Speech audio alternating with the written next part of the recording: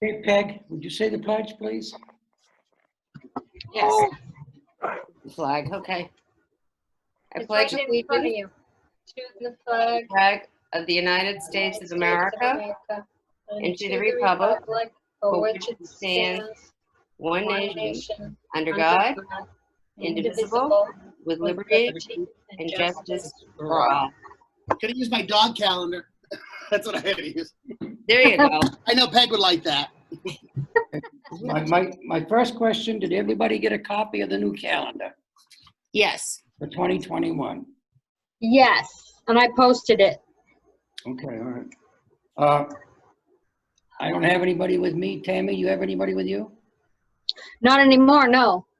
Emily? No. Peg? No, just Annie. Earl? Lucy, Okay, it's good. Qua? No, sir. John? Nope. Nathan? No. Jennifer? Jan? My Hey, husband's in his office. No, just me. Okay, moving on, the phone's ringing in your office. Moving on to remote and public hearing meeting minutes for July 22nd, 2020. I will make a motion to approve the remote public hearing meeting minutes of July 22nd with a couple of minor changes that it's already gone to Tammy.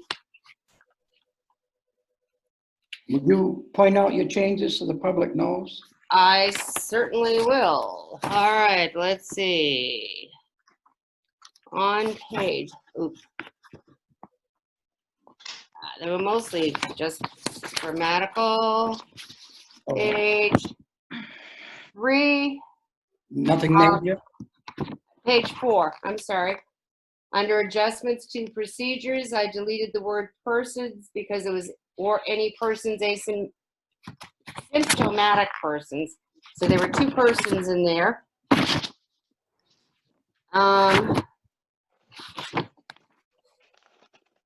Okay, and then on page 6, under facilities, NEA document stated that the all air systems, and I deleted the word the. And then I did have a question that Paul asked. We are covered under that time with the shortage of materials, and I'm not sure what are still in the green means. Tammy, did you? I forgot to look at that part. Okay. I haven't done the changes yet. Okay. So that was just a question. I'm not sure exactly what he was asking. So that still is up in the air. I think what it meant was if we're still the money in the green and not the red. Okay, all right. That was what I thought, but I'll look into it.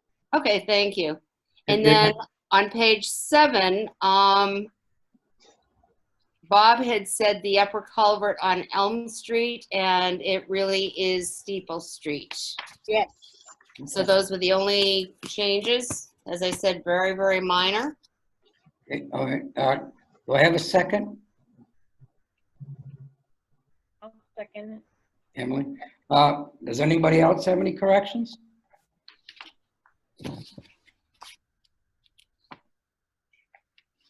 Okay, I'll say aye. Aye. Emily? Aye. Melissa? Aye. And Paul's getting married, so he'll abstain. I think I he'll don't be know if excused. that was public knowledge, but it is now. Oh, I think he announced it before, didn't he? Well, to us. Sorry, Paul, you're not getting married. Okay. Paul who? Remote non-public meeting minutes for July 22nd, Wednesday. I will make a motion to approve the remote non-public meeting minutes of Wednesday, July 22nd, with a couple of very small changes that have been sent to Tammy. With a just grammar? Yeah, I too wouldn't- many words. I deleted support personnel because that's exactly what they are, and it was mentioned later, so. Do I have a second? I'll second. Who was that, Emily? Yeah. Okay, okay. Aye. Aye. Okay. Aye. Melissa? Aye. Okay, thank you. All right. So I just would like to say we have about 10 attendees today. Oh, good. I see names on here, but some I don't. So if, I'll send you, the individuals that I don't have their number for, I'll send you guys a text to see who you are so I can include you in my minutes. And or you're able to contact me at tammy.crandall@sau64.org. Were you okay with that? That's great. Okay, did I lose Earl? No, Earl, I guess you're up. Thank you very much. As we are well aware, what has gained renown throughout the state, throughout the nation, is the call for returning back to school. And with that being said, this has been an extraordinary challenge, and things have changed almost as we speak. It's been a very dynamic area. We went into depth last time we met, and now during the course of the last 2 weeks, and even as of today at 2 o'clock, we're constantly reshaping and re-imaging what each of the aspects are. What we're going to do tonight is to go over some of the adjustments that we've made, because we're delivering within the hybrid, as you well know. We're dealing with the students that are in school for that day. We're dealing with the remote students that are not in that specific cohort. And we're dealing with the students that are thoroughly remote. We have, within Jan's report in the middle high school, surveys have gone to her. We're looking at about 81% as of now of parents that would be willing to send their students in with the hybrid. Now, is John and Jan and Rob, Qua and Jen, as we go into all the specifics of it, it seems that we have some people in, and some more people will read this or hear this as we go. Just so you're aware of this, when we first spoke about that, the 3 models were: 1, the remote that we had the last 3 months of last year. 2 is a hybrid. When we talk about hybrid, and you've read a lot about it, all the folks have read a lot about it beyond those that are just on the board, and they read the report that we gave and that we looked at in July, is we divided them up into 2 cohorts. Now, unlike many other schools that have gone into the hybrid of the cohort model, they just divided arbitrarily the students according to the alphabet, like A to M or whatever, and then the rest of it. But an extraordinary amount of time has been devoted by the principals and Tim at the bus garage to try to assure that parents with students in the same communities, such as Milton Mills, for example, would be going to school on the same day.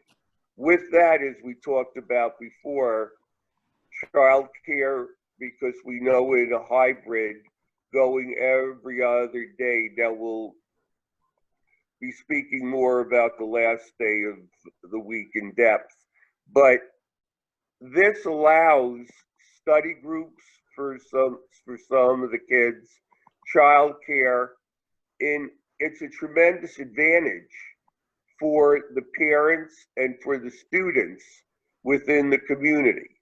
Because really, when you look at this, and I talked to the administration ad infinitum about this, it's a quadrivalent area. We're looking at first and foremostly the students. Then we're looking at parents and how walking a mile in their shoes. How does this plan fit for students? How does it fit their best interests? How does it serve them? Then we look at parents. How are we serving the parents, helping the parents in the triad between the school, the home, and the student?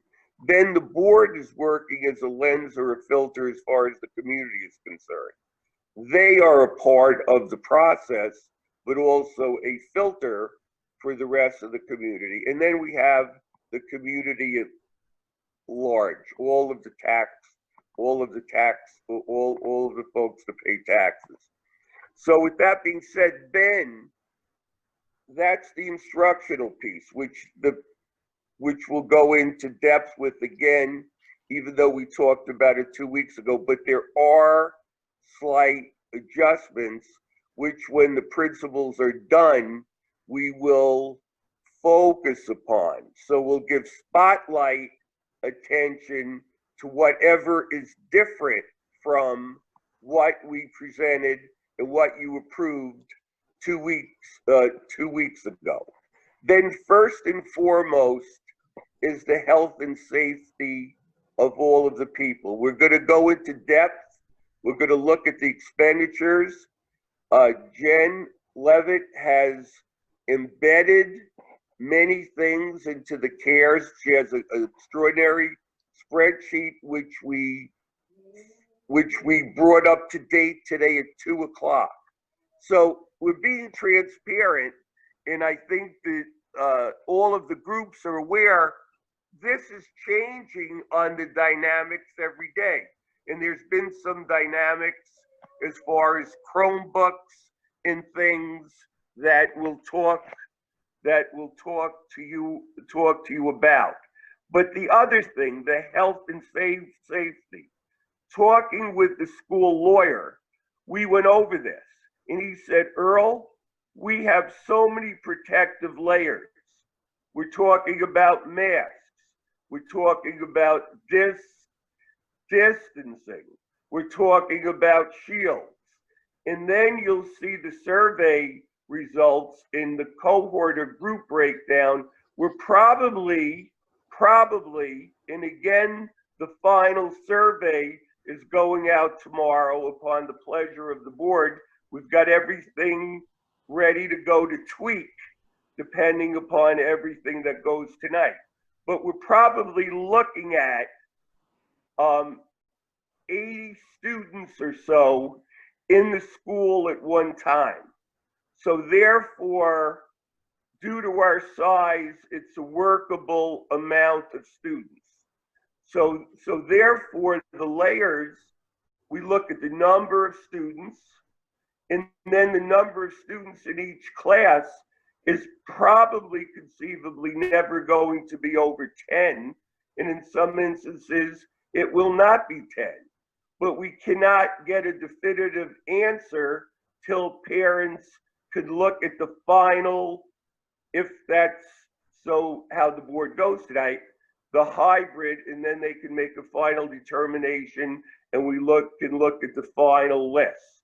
But the health and safety of the students, staff, and visitors, of everybody that comes in, is first and foremost. We have refined and fined and gone over the delivery to 3 different groups of students on any one specific day. So at this point, what I'm going to do is have John start with MES, and we'll flow through the whole thing. Then we'll answer your questions. But first, we'll look at what the last day of the week looks like, and then we'll take a look at all the questions that you may have. John, why don't you kick things off? Thank you.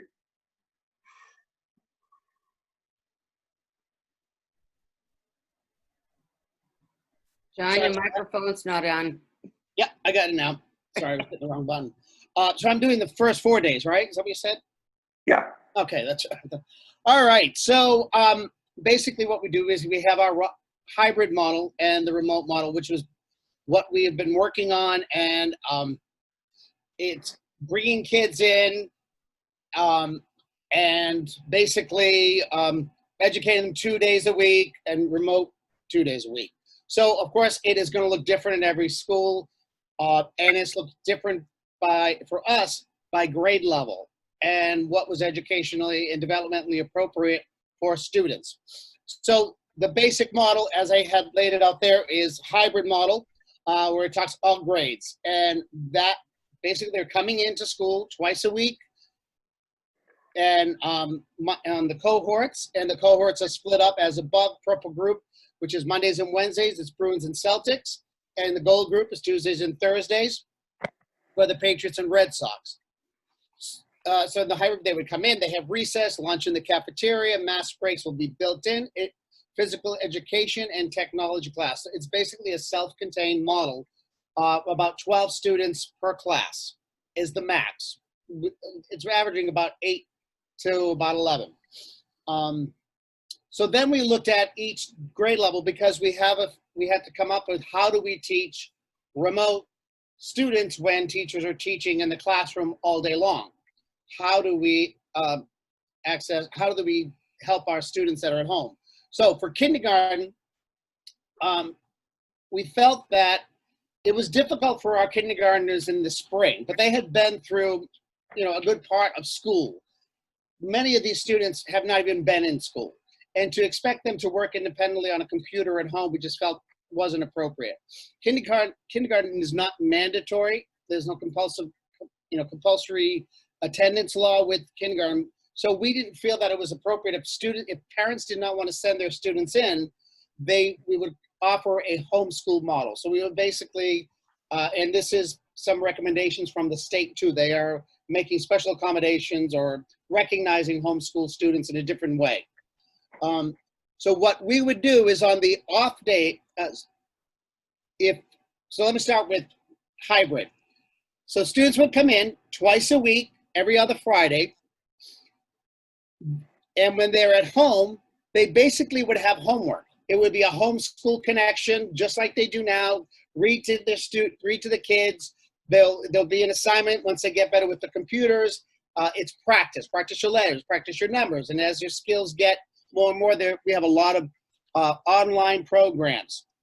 And we will then assist. We will be available to assist. We'll find time they can email for questions, but there's no instruction. There's no Google Meet, Google Hangouts for kindergarten on their off days. Now, as far as remote students go that do not want to come in at all, like I said, we're going to offer a homeschool model with supports from the kindergarten teachers. So it's not like, oh, you're off homeschooling. They will be basically homeschool liaisons. They will do that. On Fridays, they will set up individual times with parents, just basically not to be the teacher, but to be the advisor, and to get them, connected with the computers, get them connected to like athletics. They're all kind of listed here. Red Bird, Reading Eggs, all of these different programs, but they will work independently. There won't be the stress of you have to go to a class. We also felt that developmentally there's a lot of play in kindergarten, a lot of creativity, and that is going to be difficult to have kids keep their masks on.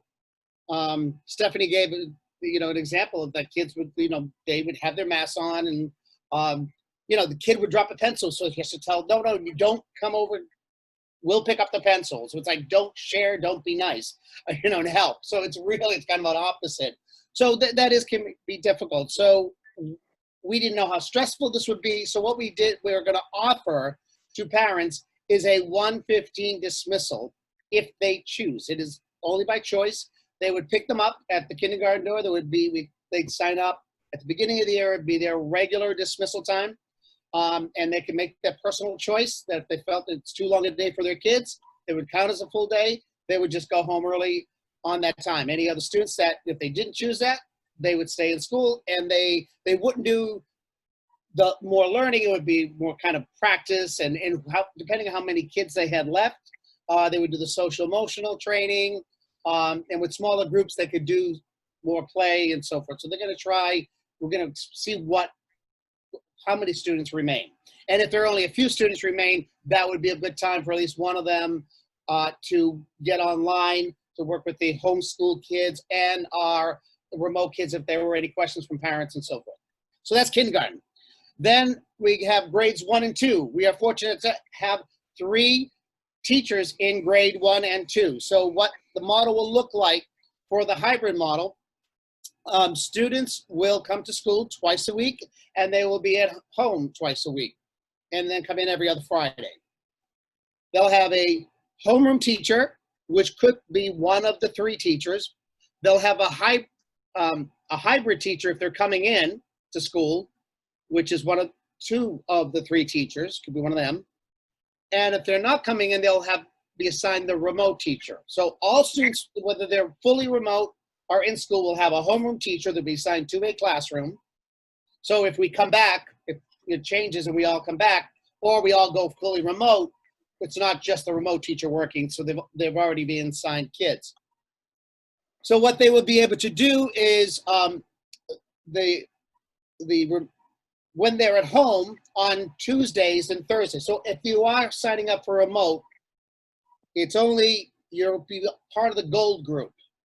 You will follow the same on and off schedule.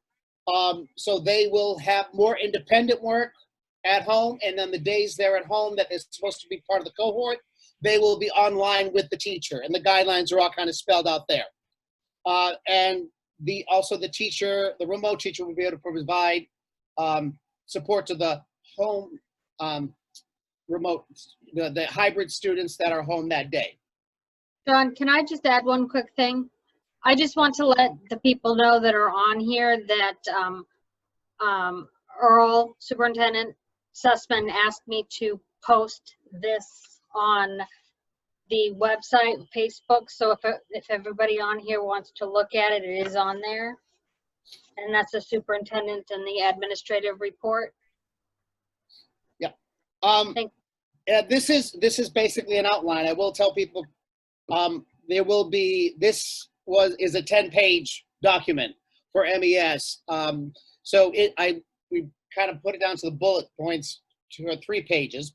But I will be posting once it's fully complete, once we have the approval. I will fine tune it based on what the board does tonight, and I will post that and send it out to parents. It has schedules, it has the purple gold days, it has everything in there, it has our daily routine schedule and everything. So that's for grades 1 and 2. For grades 3 and 5, we only have 2 teachers per grade level. So we going to have most of the students in school, and that's another thing, is that in designing this, once we got the survey back, we have about 4 to 6 students, a little bit more in one grade, that are going to be fully remote. So it's not like it's one full class or 50% of the students. It's a small percentage. So we couldn't free up a teacher, a classroom teacher. So what we're going to be doing is unified arts, which the unified arts model is in here as well. We have technology and physical education for all students when they're in school. All the other assignments will be like we did in the fall. They will be remote once a week. They can do that on Friday. It will be posted. They will do it then. So that frees up our unified arts staff for during the day, that they are providing supports in the classroom. They are also providing the prep time. They go in and will work with students so teachers can have their prep time if possible. And they will also become our remote teachers. So our remote teachers for grades 3 through 5 will be our art teacher, music, and library. And it talks about here on the off days for remote students, there will be unified art teachers, not only similar situation with the remote model in grades 1 and 2, the remote teacher will also provide support to the hybrid students that are home that day. So they'll be also constantly have some support. So that's grades 3 to 5. And then the unified arts model kind of explains how we would do unified arts. We took a lot of the standards that we had and the guidelines we did in the spring, kind of narrowed them down for the remotes, the hybrid students that are off. I mean, and the off days that, since they're going to be, have full day instruction with students and so forth, with teachers. So that's what we have set up for our unified arts model. I guess that's a quick outline. There's a lot to this. That's why I said it's like 10 pages long, and it's one of those, it does seem like a roadmap. You go, I'm never going to get out of this maze. But once you learn the terms, if you read it, and I try to use the same terms throughout, what remote teacher means, what hybrid teacher means, what homeroom teacher means, what remote model means as opposed to hybrid model. And it's all laid out in there. So I know I'm probably seems like I'm speaking a different language because these are not even typical educational terms, you know, all the time that we would use. So that's that. And preschool also, I mean, Kwa can speak to that if you like, talking with Kwa, their schedule really kind of fits in nicely, the existing schedule. So there's really no modifications, I think, that are needed there, but Kwa can update you if there's any changes with that.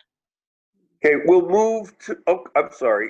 Did you want to do questions now, or do you want to wait till? Can I just make a comment? We're fresh in our mind. Yeah, go ahead, Peg.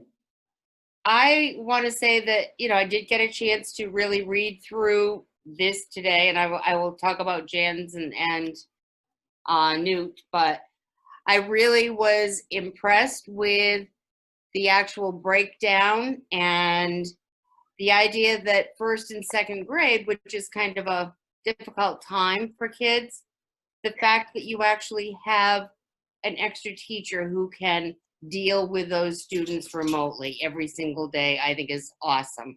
So I just wanted to say that, Doug. And I really had no questions. I'd rather not call it an extra teacher. We have an additional staff member in first and second grade. I'm sure I probably said extra as well. I don't want to put it that way. If we have full classes in the building, they have a case of 15 students per class, which is good for first grade and second grade, ideal. Yeah. But with the remote and the cohort, we'll have enough, a small enough group that they could, two teachers can handle them in the day. Emily? I just wanted to say that that's a lot of work and it looks really good. And I especially appreciate the attention given to the developmental levels of kids. So I just really appreciate that. And just like the suggestion thought to our mind for like the kindergartners that don't leave early. I think that's a great idea for people that can do that, is perhaps we could have them outside for as much as possible. That would be a really easy way for them to play safely. But overall, just really good, and I appreciate your hard work. Mm-hmm. Thank you very much. Boy, I should have put the 10-page one in. I want to see it. Yeah, I will. Once it's all refined, I'll get that out there. Yeah, And the perfect. staff, I have to say, the staff have been amazing. And what is great, working with them, they all met with me. Each grade level was represented, and they have put a lot of work into this, given the suggestion. And what I'm pleased about is that we have full consensus with every staff member on this plan. That's excellent. I was actually, I don't want to go too far off topic, but I was going to ask, you know, this looks really like a really workable plan, and how are the teachers feeling about it? And so I kind of take from you that they're feeling pretty good about it. Yep, I believe once we had our meeting and we came up with all the guidelines, I sent it out, in sections. Like I sent the kindergarten their portion of it, first and second, the unified, I sent them all, said, review this, make sure this is what we have decided. I got a couple more feedback and I changed, and they're all in agreement. They've all seen this. Great. Good job, guys. Hey, Earl? Yes, Next person. okay. Next person. All right, next one is Jan. I'm going to talk about Newt. So similar to MES, our purple cohort is also going to come from the Bruins and Celtics bus route areas, neighborhoods. They'll be in the building on Mondays and Wednesdays. Our gold cohort is the Red Sox, Patriots, and our Walkers. Those students will be in the building on Tuesdays and Thursdays. We'll be following a 7-period day. We won't have the blocks that we typically had on our Wednesdays and Thursdays. It'll be 7 periods every day. Putting this together, I have to give kudos to Karen Patel. She made spreadsheets with the rosters of every single class from the schedule that Donna Marie and Lisa put together, and I gave her the list of kids and what buses they rode, and she added the cohorts. And then when I got the parent results, Donna Marie and Lisa took a day to add whether they would be, the parents chose in-school, hybrid, or remote. And all that work that they did enabled me then to put actual class schedules together for the teachers on every period they had, purple and gold, how many kids were going to be in class in front of them and how many kids would be remote. So that was just a ton of work that they did there. It turned out that 95 students will be in our building on purple days, 85 will be in the building on gold days, 35 would work remotely. Jen called every single parent that we didn't get a survey back from, and we got a lot of information that way, but we still did have a group of parents we didn't hear from. So those numbers will go up a little bit, but I anticipate it'll be generally 100 students in the building on those days. The other thing we were able to do once we saw the actual numbers that we had in class was to build in time for remote students. So our remote students, if they're middle school, will not have unified arts classes. We're going to have them focus on their core content.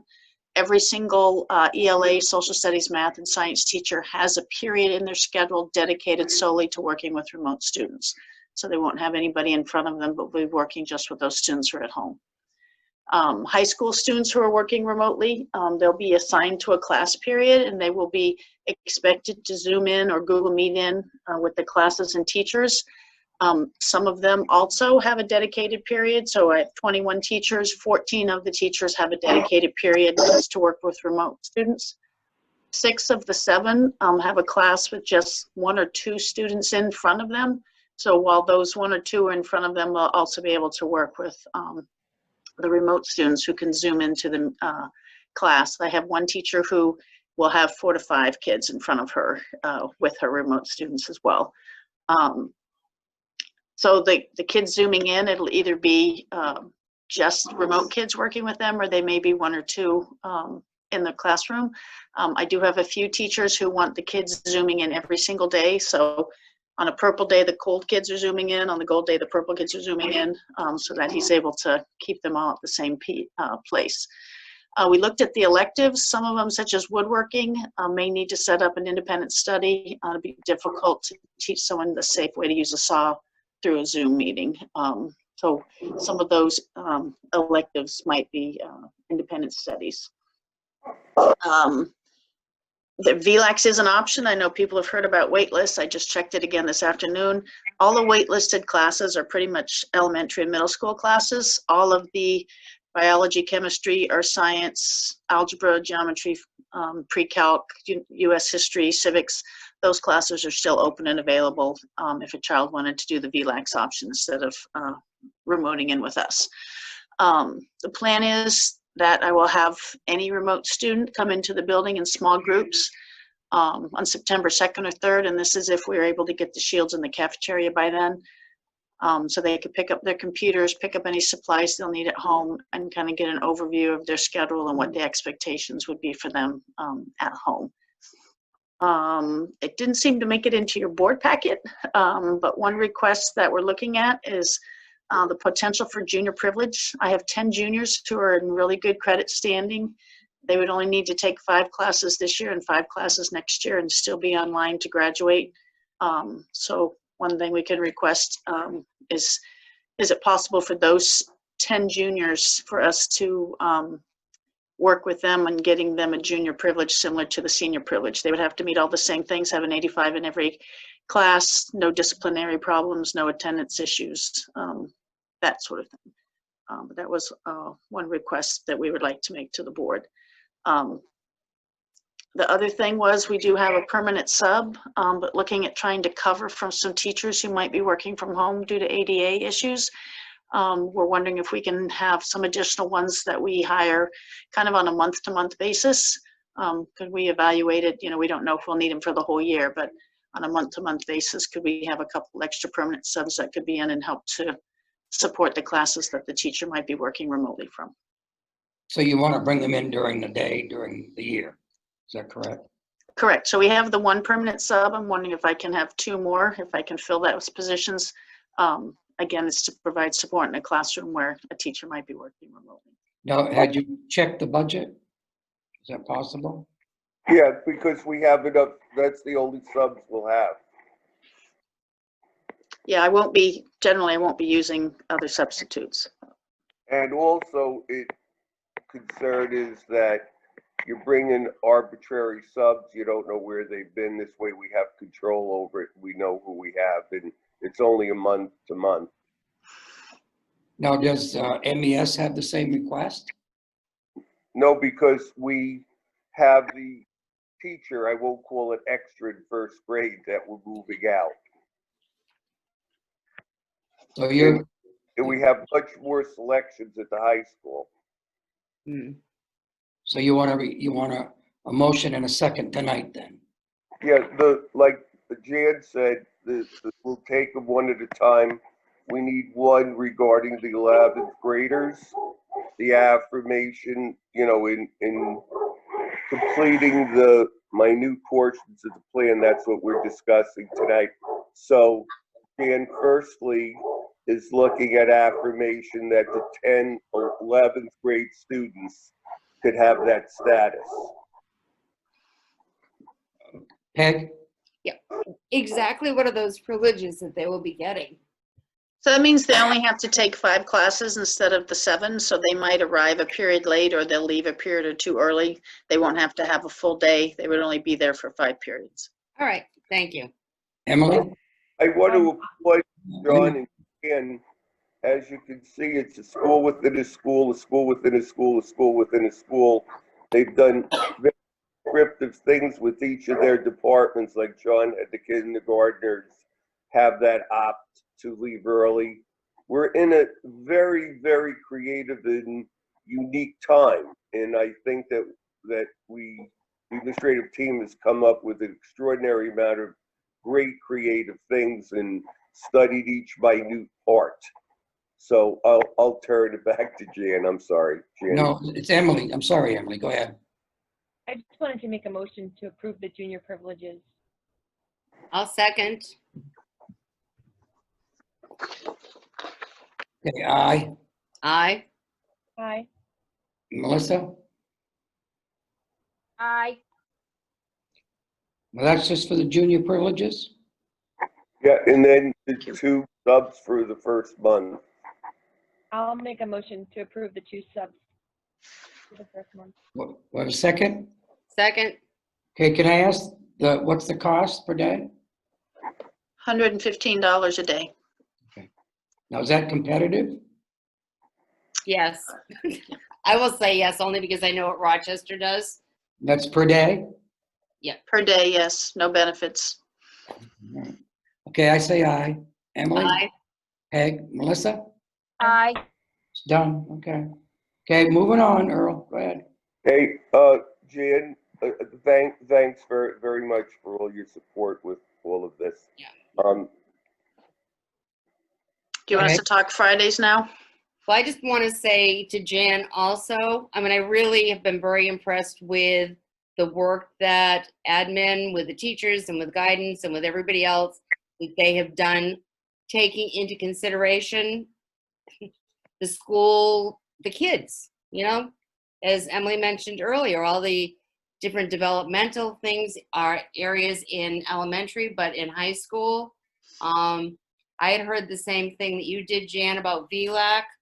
And so I'm glad that we are still able to take advantage of it, because that would really put a crimp in everything. So anyway, kudos to you and the high school admin also, Jan. Thank you, Peg, on their behalf. All of us have been on this for 4 months now. And thanks to the support of the board in making a decision to give support to go to the hybrid, it has allowed us to delve into the minute parts of it. And that's why tonight we're getting some more closure on some things. And then once the survey goes out to parents, they'll be able to make more a definitive choice because they'll know what they're trying to choose. Now let's go to the last day of the week. Emily? I just have a question that another parent asked me, so don't blame me. One of the questions I had from a couple parents was that their student was concerned about not, because of the two different bus route situation, that they wouldn't be at school with their friends, and that parent was wondering, well, if that happens, if they're willing to drive their student to school, would they be able to attend, like, would they be able to join a different cohort, like if they chose not to use buses? I'm going to assume that's going to be really difficult because it sounds like you did a lot of hard work on scheduling, but I want to ask the question to make sure. Does that make sense? Yes, that I think is as we fine tune, that is something for the principals to take a look at, and then we could get some fidelity between the two schools. John? I can say we had discussed that, and part of the reason, there were many benefits to having these cohorts set up this way. As you know, we're not just dealing with bringing in kids to school. It's like we're bringing in kids to school during a pandemic, and we're looking at safety protocols. But not only, you know, we have all the protocols in place. We do not have COVID in the school. It's when students go outside, you know, if they could become infected, come back in, and then there's the spread. Hopefully that's what we're trying to prevent. And part of the benefit of the cohorts being geographical within the town, if there is, for some reason, an outbreak in a certain area of town, and it's, you know, if the kids come into school, with the contact tracing that goes out into the town, it's limited to the two portions. If we start mixing them, then we've got it all over town, and the contact tracing is there. So it's a little bit more scientific than like, oh, let's just put them out. We'll just go with Bruins and Celtics. There was a lot of thought about how this benefits. And also we start giving choice. It could throw off our numbers. There's that too. But it's a safety concern more than just logistical and transportation wise. Yeah, that makes sense, and that's a good answer. I think, because I think that question will be coming, but I think that's fair. I think we've answered all the questions ourselves as well, because we came up with them, you know, and like, wait, what about this? Earl? Hey, Jan, did you want to talk about Fridays? Yep. Fridays, what our teachers would prefer, they don't want to be, you know, stuck on curriculum, but they also want to make sure that we're moving our curriculum forward. And so they wanted a day where everybody is logging in at the same time. So the purple group, the gold group, and our remote students are all kind of in class together. So what we'd like to do is have everybody zooming in remotely on Friday, whether they're purple, gold, or remote. Teachers will provide some additional instruction. They'll provide clarification on assignments, answer questions. They'll be able to give more feedback on how kids are doing on the assignments, and they may preview upcoming work as well. But that way they will be able to make sure that every group is kind of staying at the same place and getting the same information in their curriculum. Additionally, we've identified about 80 students who will need some more support that we want to be in the building that day. So while people will be zooming in remotely, we'll still have 80 students in the building getting extra support either from their case manager, a paraprofessional, or another teacher on that day. We're looking to maybe dismiss at 12:30 that day. I'll let John talk about his. But having everybody zooming in remotely except for those 80 students, we've identified that we still want to come into the building, get some additional help. So they would be coming in every Friday. So they might be a Monday, Wednesday, and Friday. They might be a Tuesday, Thursday, and Friday. It's kind of like an offshoot of what we did in July and August, where I should have prefaced that, and we talked about it last time. We brought in a great deal of middle and high school kids, 10 to 15%, as well as students from MES. But those, so predominantly is Rob Quat can speak to this a little bit. Rob, why don't you speak about this, what that day looks like a bit? Rob? You talk about Fridays? Yes. Yeah. So, I mean, kind of parlays pretty nicely into just how special ed fits into all of this. You guys know that this has been really tough on a lot of our kids, and in many cases, it's been particularly tough on students with disabilities. So there are actually a lot of opportunities built into this plan for us to provide some services, extra. I don't know. You got to be careful with how you phrase it, but we're not trying to just meet IEP minimums here. We've got some real deficits to take care of and to try to fill back in. So we will be using those Fridays as opportunities to provide some extra services. We're looking at bringing kids in on their off day as well in certain situations to provide extra services. I've already reached out to parents via email to contact me about meeting before September 30th, which is part of Governor Order number 48. And that's to talk about replacement services. If parents feel like their kid didn't get enough, up to the par of their IEP in the spring. But what I'd really like to be doing is just proactively using that opportunity to build a plan that works for all parents and all students to ensure that we're meeting needs exactly where they are. And, if there's some extra time built into the schedule for us to do that, we're going to absolutely take it. And also, too, we're dealing with those students that remote doesn't work for. Exactly. So therefore, that group that, in essence, to the credit, the board has been very kind in pointing this out again tonight.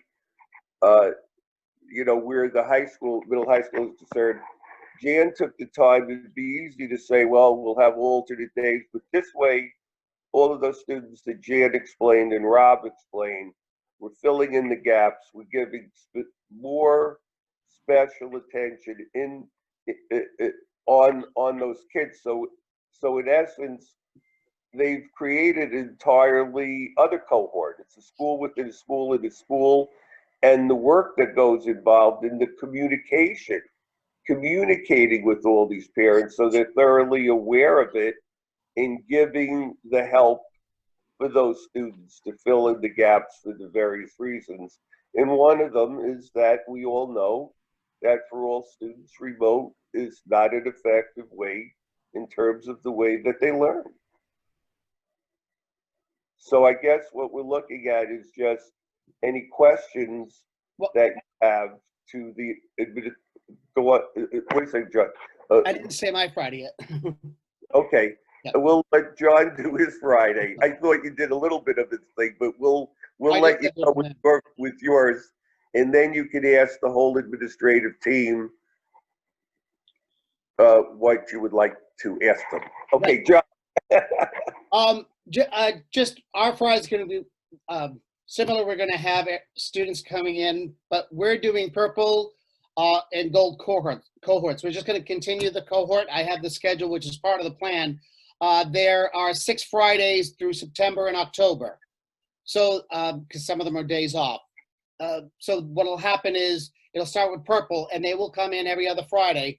When they come in, they will be doing things like NWA testing. They'll be doing the SAS testing. We'll be doing our bullying training. We'll be doing the suicide prevention training. All these trainings that we usually don't get time to do. So that we're going to be working with students. We will also do interventions, but we'll definitely be starting to work on the Choose Love curriculum and really deal with social emotional piece of this. Checking in with kids. How are you handling remote? Are you okay with the mask? Are you okay behind the shield? So it's kind of our day to not only touch base with them academically, but social emotionally as well. And then, so we're not going to break it down that way. It's just going to be either purple or gold coming in for MES, and we're dismissing at 1:15. I think that part of the 1:15 it'd be a shortened day for the students, but also we will be providing planning time for teachers, that is pretty much protected. I think part of my concerns with planning time, and I want to say that the schedule that was put together meets the minimum requirements of the contract. There was more in previous contracts. I'm talking MES. There was more prep time in previous schedules than the minimum of the contract. This was put together by Mary Ann Doan. Thank you, Mary Ann, and Emma Baker. They put it together. They took that initiative and understood that contact time with teachers, with students, is going to be very important. There could be, like I said, we're looking, the substitutes are always an issue, and illness, student illness could be an issue. I mean, I'm sorry, teacher illness, being home, even if they're just not feeling well, they could be home, just waiting for a test or whatever. And we can't keep, they could come in and do remote, they can remote to the classroom, but we need people in the room with the students. So there might be times, which we're going to try to avoid, where they might be asked to give up their prep time. And if we can guarantee them the 2 hours of prep on Friday, I think that because this is what we presented is a model, is an outline, just like we do every year. Here's your class, here's this. The teachers now have to make it work, and they have to come up with the curriculum and all that. And I think there would be valuable time to continue developing this model. I Okay, agree, Earl. John. Earl or Emily, do you have something? I was just saying, I agree with John on that. And I think that was actually going to be one of my questions, is if the teachers feel like they have enough time for prep, because this is brand new. So. Okay, Earl? Now it's time for the board to concur or ask about what the day looks like to the administrative team, because it is an adjustment from the plan what we talked about last time. So I wanted to ensure that it was fully explained and everyone understood it and could ask questions if they had them. Also, in addition, it does provide additional cleaning time, for Bob and the staff. So I have a few questions. As much as I absolutely am so sick of talking about masks, I do have a couple mask questions, because I've had a couple people ask me. I've had some parents whose children have asthma, so they're concerned about their child wearing masks. Or I know we touched on the last meeting, we talked about there are some kids with sensory issues or special needs that might prevent them from wearing masks. So I didn't know if we had thought through any. I know that masks will be required. I understand that we will have mask breaks. My understanding is that will be essentially that will teach kids common sense use of masks. But apart from that, I was just curious if we know anything more about what to do about the kiddos who might have medical reasons. That's a good question, Emily. We will assuredly work with them, just like we work with staff that have accommodations. And Okay. we'll work with them, the staff will assuredly work with them. Right, Rob, John, and Jan? Yes. Yeah. Yes. We're still getting, we have the wellness committee, the nurses will be meeting with Dr. Chan on Friday. We have a lot of questions about mask breaks and everything. So he's at the state CDC, right? Dr. Chan? Oh, Jen, Yeah. so we can talk about that. DOE, Yeah. yeah. Jen? I do know the nurses put in their plan that if there's a documentation of asthma, they're just asking for specific documentation. So I think if parents are concerned, they really need to send in medical documentation to the nurses for them to create a plan. But yes, it is Dr. Chan from the CDC that nurses are meeting with this week to find out what exactly mask breaks should look like and for what grade level, so that we're making sure we're making the right accommodations for each grade level. And all the nurses have the opportunity in the state to meet with him this week, so that'll be good for them.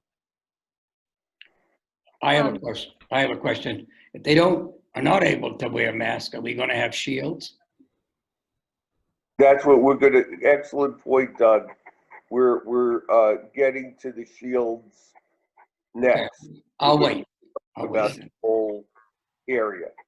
Next. Emily? Just one more quick question or thought that I had was where it's so beneficial to be outside, you know, for air quality and giving kids space. I was curious if there were funds for, or if we could find funds for just any equipment that might help make that more of a reality for teachers, that, you know, tents for shade or just anything that anyone can think of that would make it easier for teachers to take kids outside as much as possible, even if it's for, you know, class, not just playing. So I didn't know if we had any stuff like that, or if we've given any thought to what we might be able to get. Peg?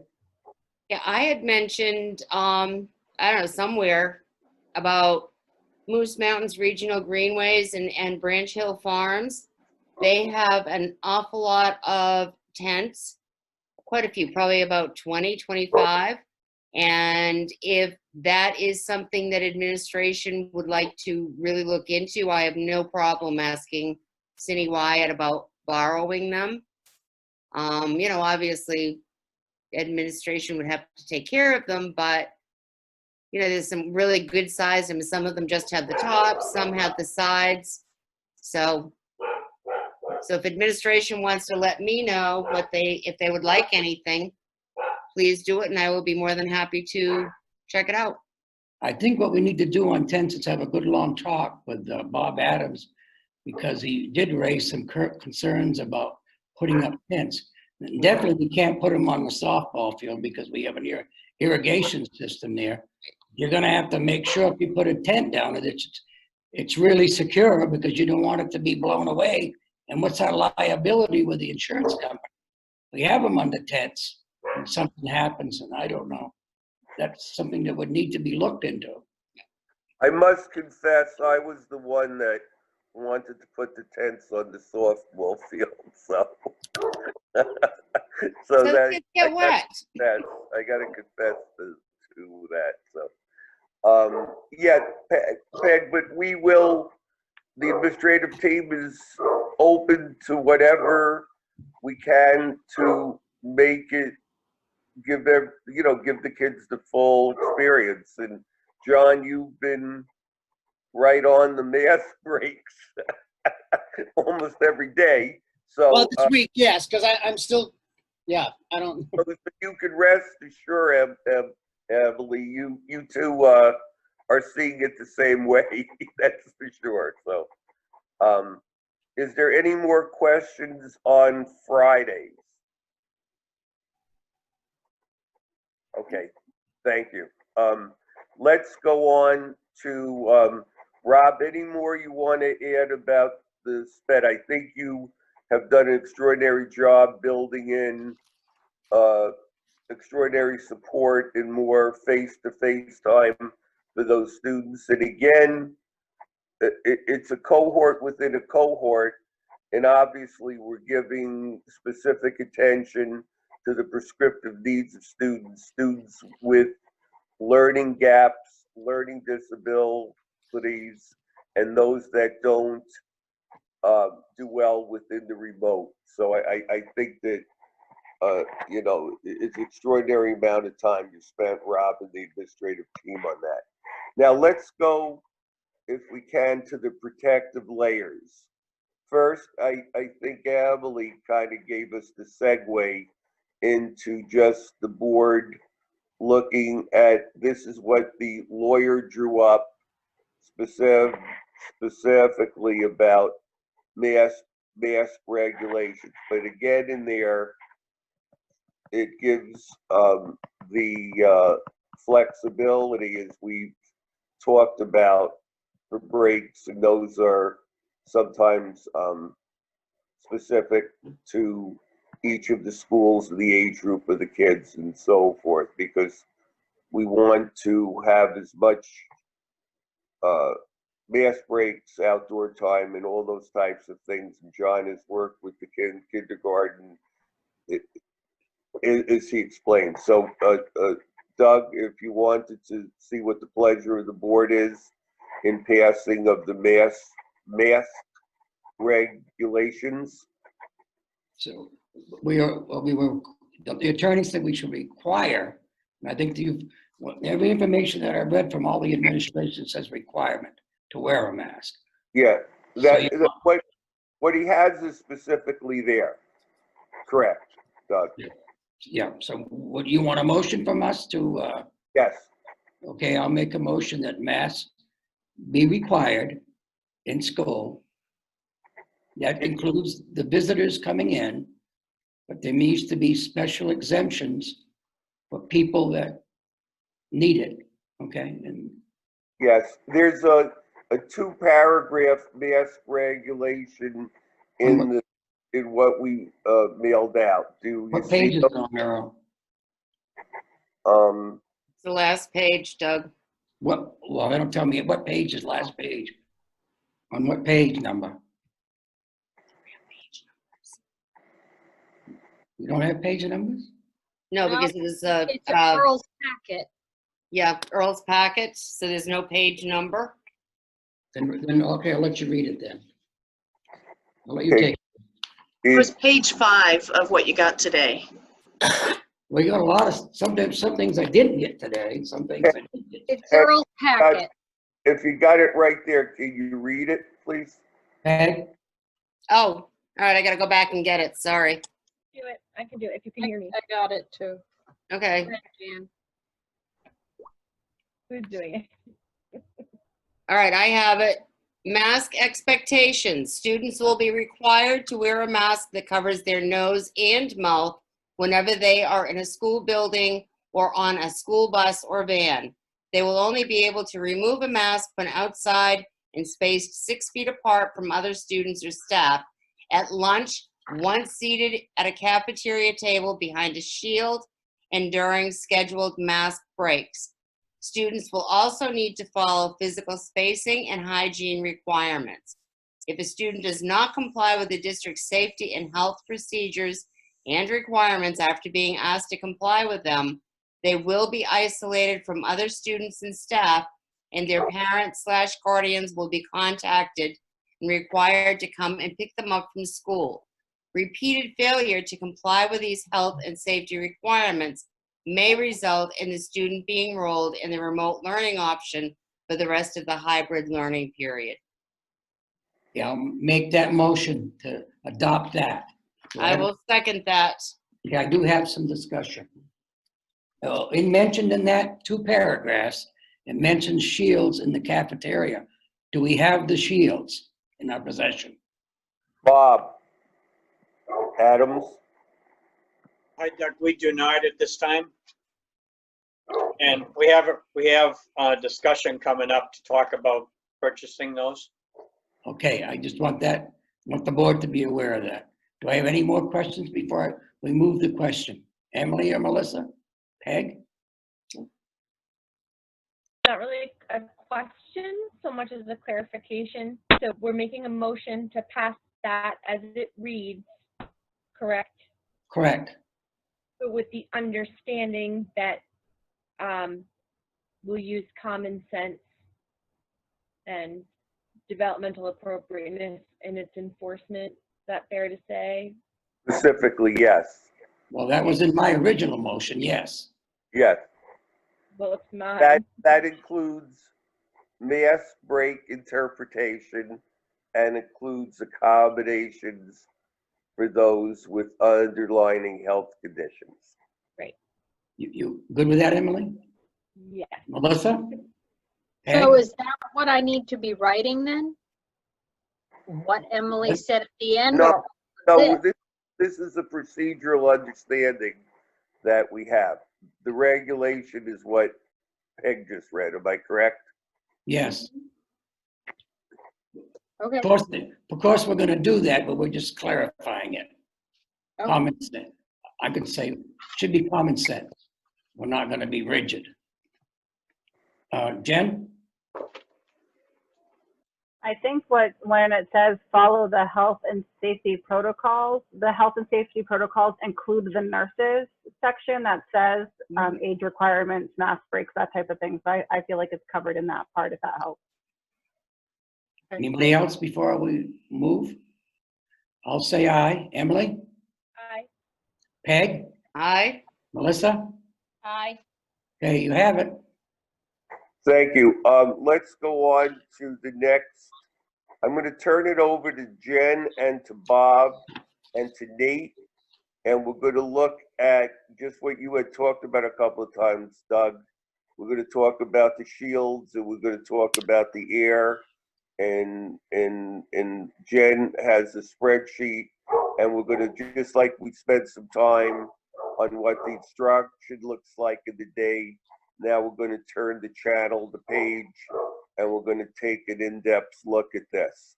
Okay, I'm going to now turn it over to Jen and Bob and Nate. Bob, do you want to start? Well, I'll be glad to. I've been responsible within the team for PPE, personal protection equipment.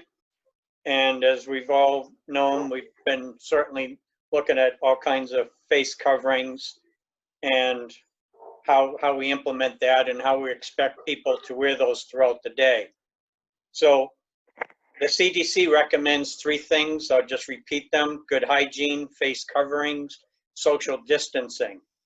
I want to introduce to you, the using shields in the classrooms and in at the teacher desks and at the cafeterias. We've looked with the administrative team and I at many different offerings.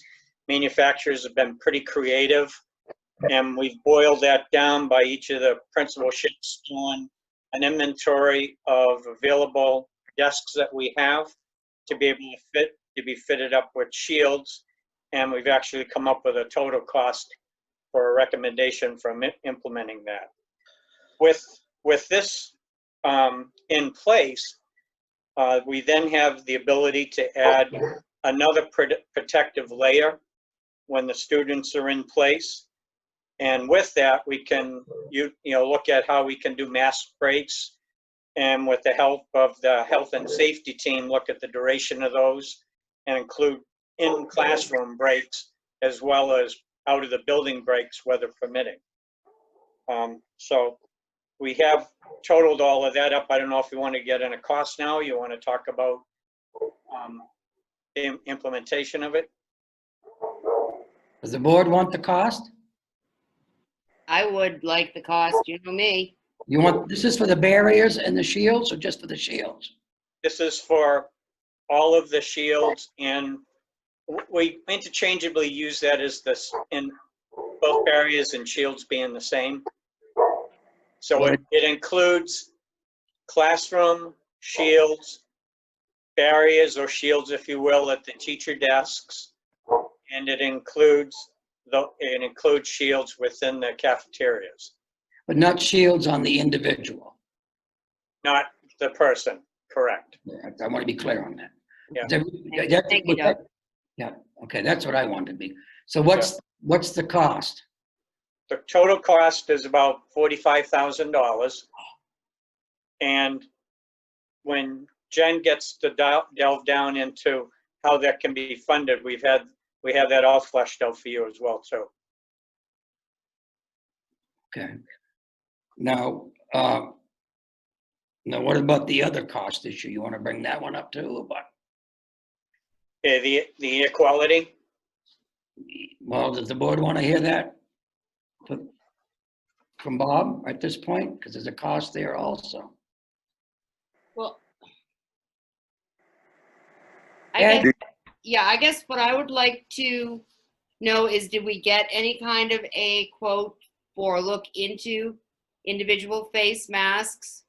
The face shields, I guess. And I think I would like to close that item out. Not that we have to vote on it, but where is the money coming from and blah, blah, blah. And then we can go back and look at it. But I don't like jumping around, sorry. No, that's fine. Individual face shields, since that was brought up, I think, a couple of times now, we do have some of those in stock. Those have been purchased already, and those will be issued to any teacher that needs them, and they are to be used in conjunction with a face covering. It's not an or situation. Okay, thank you. I did not know that. Now, is that in the policy? Bob? Jen could talk to that. It's a different group. Jen? Yes, that is in the policy and it's written in there very clearly. I do know that there is at least one student who came in this summer who had very special circumstances who did use the shield and not the mask, and that was made clear to the family. So that there has been, but he actually weaned into being able to wear a mask, which is cool too. About the last day of summer school, I saw him wearing them both. But there has been circumstances like that, but it's been a case by case circumstance. But the way I interpreted what Bob said, you had to have both.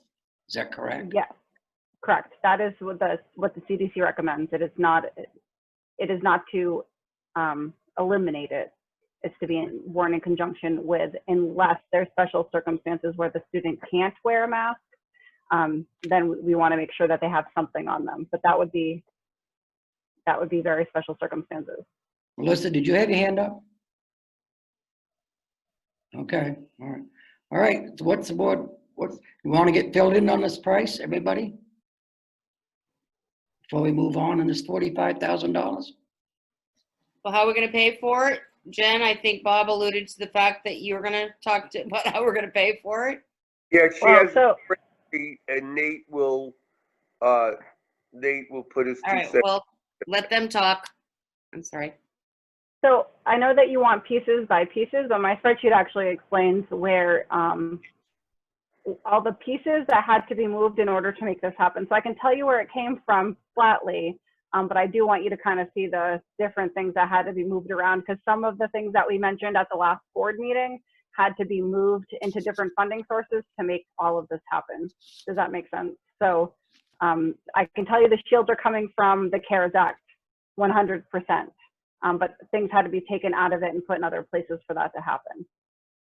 Do you But have you a want- list I have a, where the other money had to be taken care of? yes. I can't share my screen. No. Does the board want to see it later? Yeah, I would like to see the spreadsheet, Jen, or maybe, you know, as we go through, at least this is coming from the CARES, and then you can talk about what came out of the CARES Act and where that went.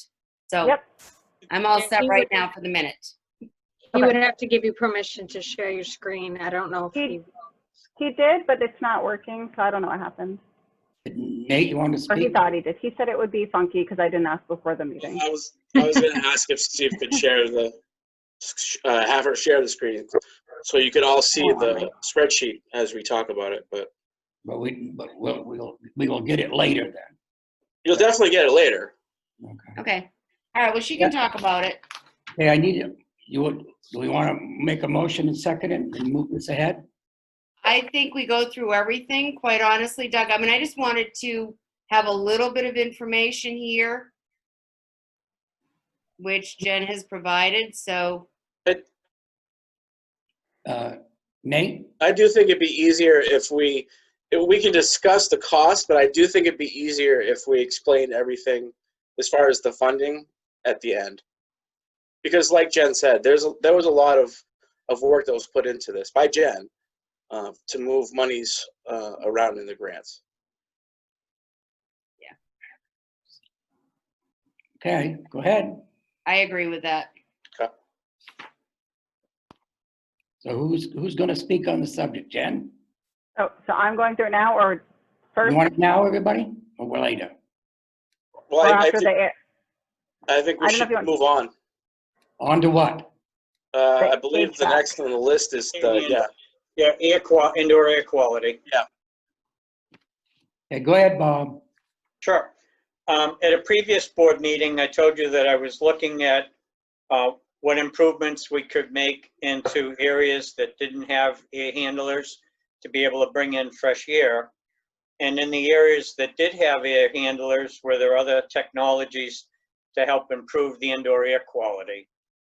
So in the first area, which is the areas that do not have air handlers, I looked at different HEPA filter technologies for classrooms and all of the different office areas that we have. And also a unique case for the 2 kindergarten areas, because they each have their own forced hot air furnace. So I looked at the iWave technology to be implemented in that area for improving their air quality. So in order to get all of that done, I needed to actually look at each area, measure each area and understand the square footage, and then size up the piece of equipment for each of the area, whether it be a classroom or an office area. So I put together all of that and come up with a funding request for a little bit over $35,000.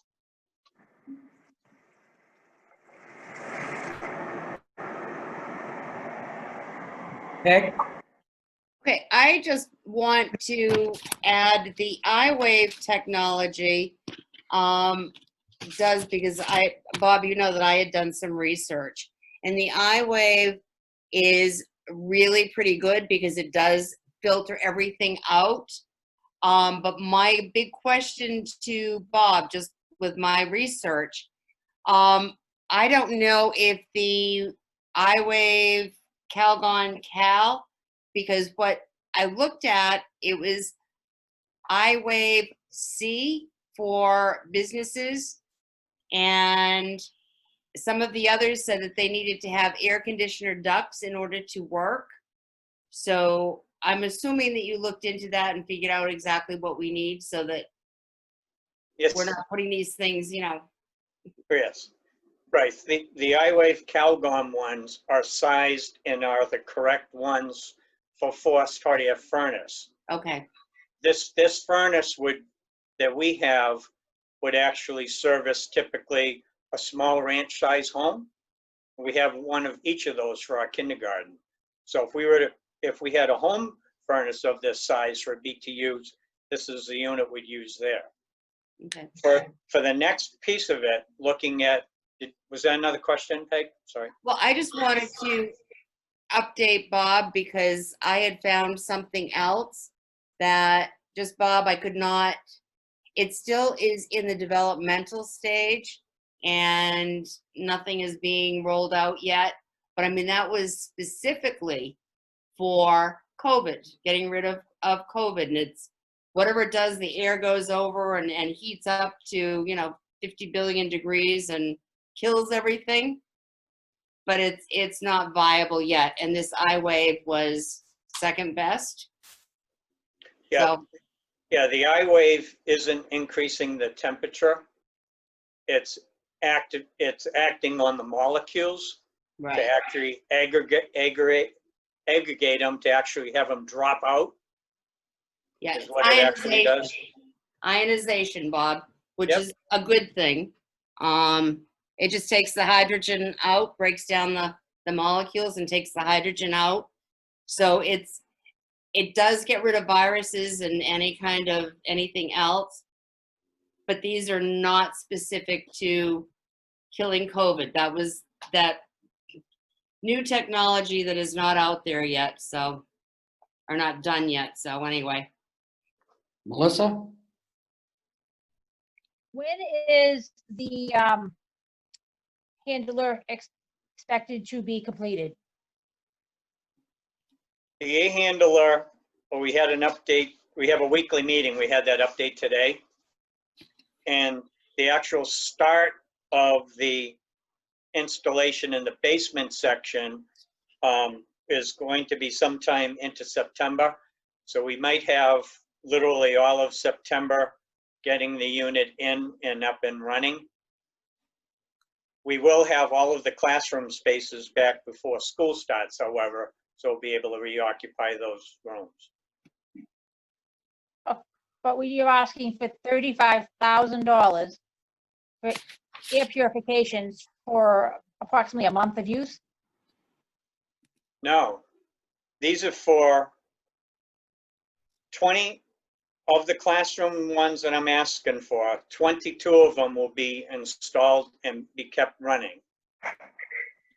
12 of them would be installed in the elementary school in the area where the air handler will come up and online by late September. Those 12 units then can be redeployed to double then the air turnover in other classrooms, or go into a classroom that needed greater capacity or an office cluster that needed it, if there were, a health certificate that somebody might have from a doctor. So 22 of them would stay in place going forward. I guess I'm just not understanding. We're Okay. spending all this money for an air handler for the quality of air, and yet now we need to spend $35,000 for air, something else in addition? No, we're not. The 22 classroom ones do not have air handlers and won't have. They're not in our plan to add them anywhere. And all of the office spaces in that $35,000 do not have an air handler and do not have in our plan to add them. So these would need to be maintained going forward and replaced ultimately when they fail. There'd be daily maintenance on them. Yeah, Yep. these are being used, other than this, how many rooms the air handler is gonna service? The air handler ultimately services, I'll say it this way, 12 classrooms, the library, and the teacher's room. All these equipment is for all the other rooms. That's what that is, Melissa. 1914 wing and kindergarten, right? Is not serviced right by it, And they nor is the cafeteria. Good questions, Melissa, thank you. Yeah, they help clarify it for the public. Peg? It's new, looking at your spreadsheet, Bob, it's also Newt, which does not have an air handler, correct? I didn't talk about that yet. Oh, okay, well, that's Yeah, part of yeah. the 35,000, so. Oh, no. Alright. I was thinking of you asking a different question, so I apologize. Restate it. Okay, looking at the spreadsheet that you sent out with the HEPAs and the I-waves, I'm just stating that kind of, with Melissa, that yes, we are putting the air handler, but the air handler is only at MES, correct? That is correct. And so I'm just looking at this and it's going Newt, Newt, Newt, Newt, Newt, and then a couple of places at MES where the air handler is not going to be. Correct. Okay, all right. Yeah, we probably have, saying it differently, probably about 40% of our campus that does not have the advantage of an air handler. Thank you. Okay. But So you, the second part that I have for air quality improvements is going back and looking at the library and the middle school air handlers which is a 2006 edition.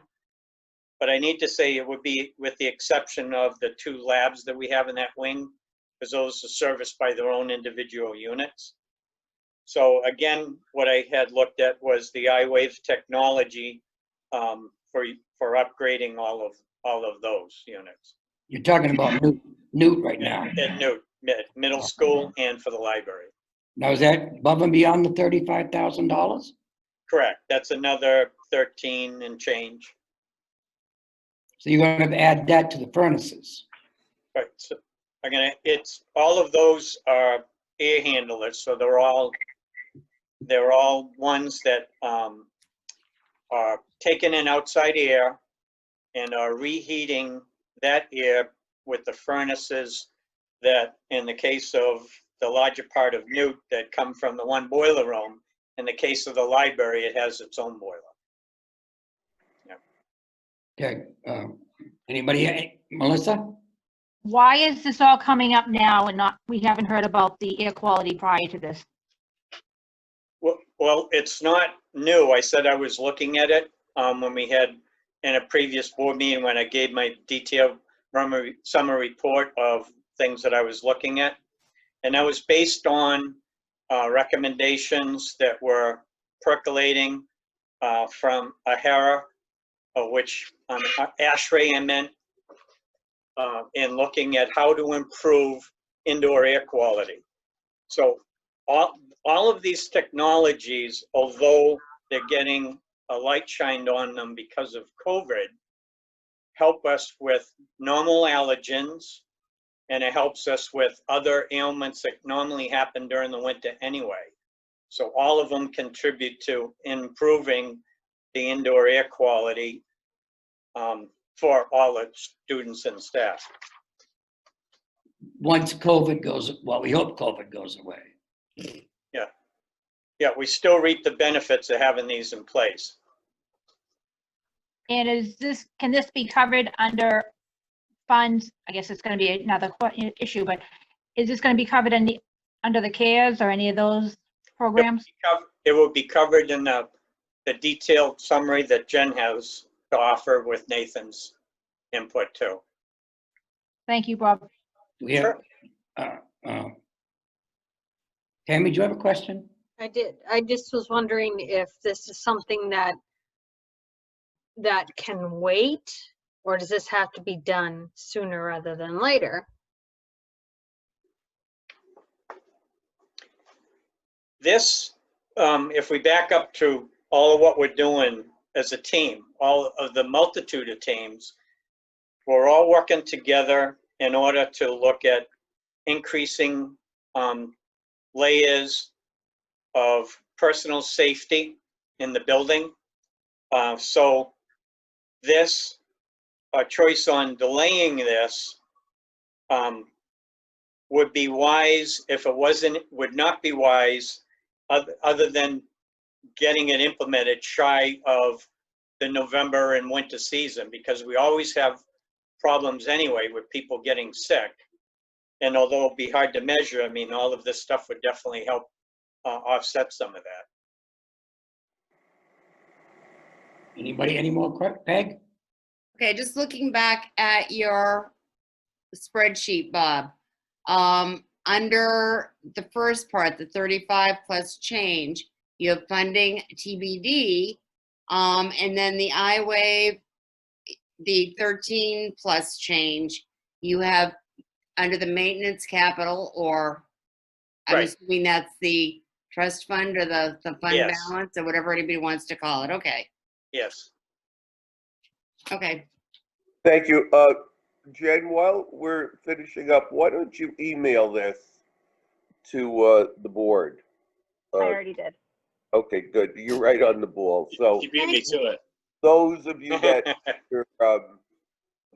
have your stuff there, you could look at it. Are you folks ready for Jen and Nate? Wait a minute. I just want to make clear, I did not get that first report that Peg got from you, Bob. For some reason, my page came through blank. It was very late this afternoon, Doug. Yeah. So I did send everybody a text that it was coming. Okay. Okay. Nate and Jen, are you ready? Yep. Think so. Get the floor.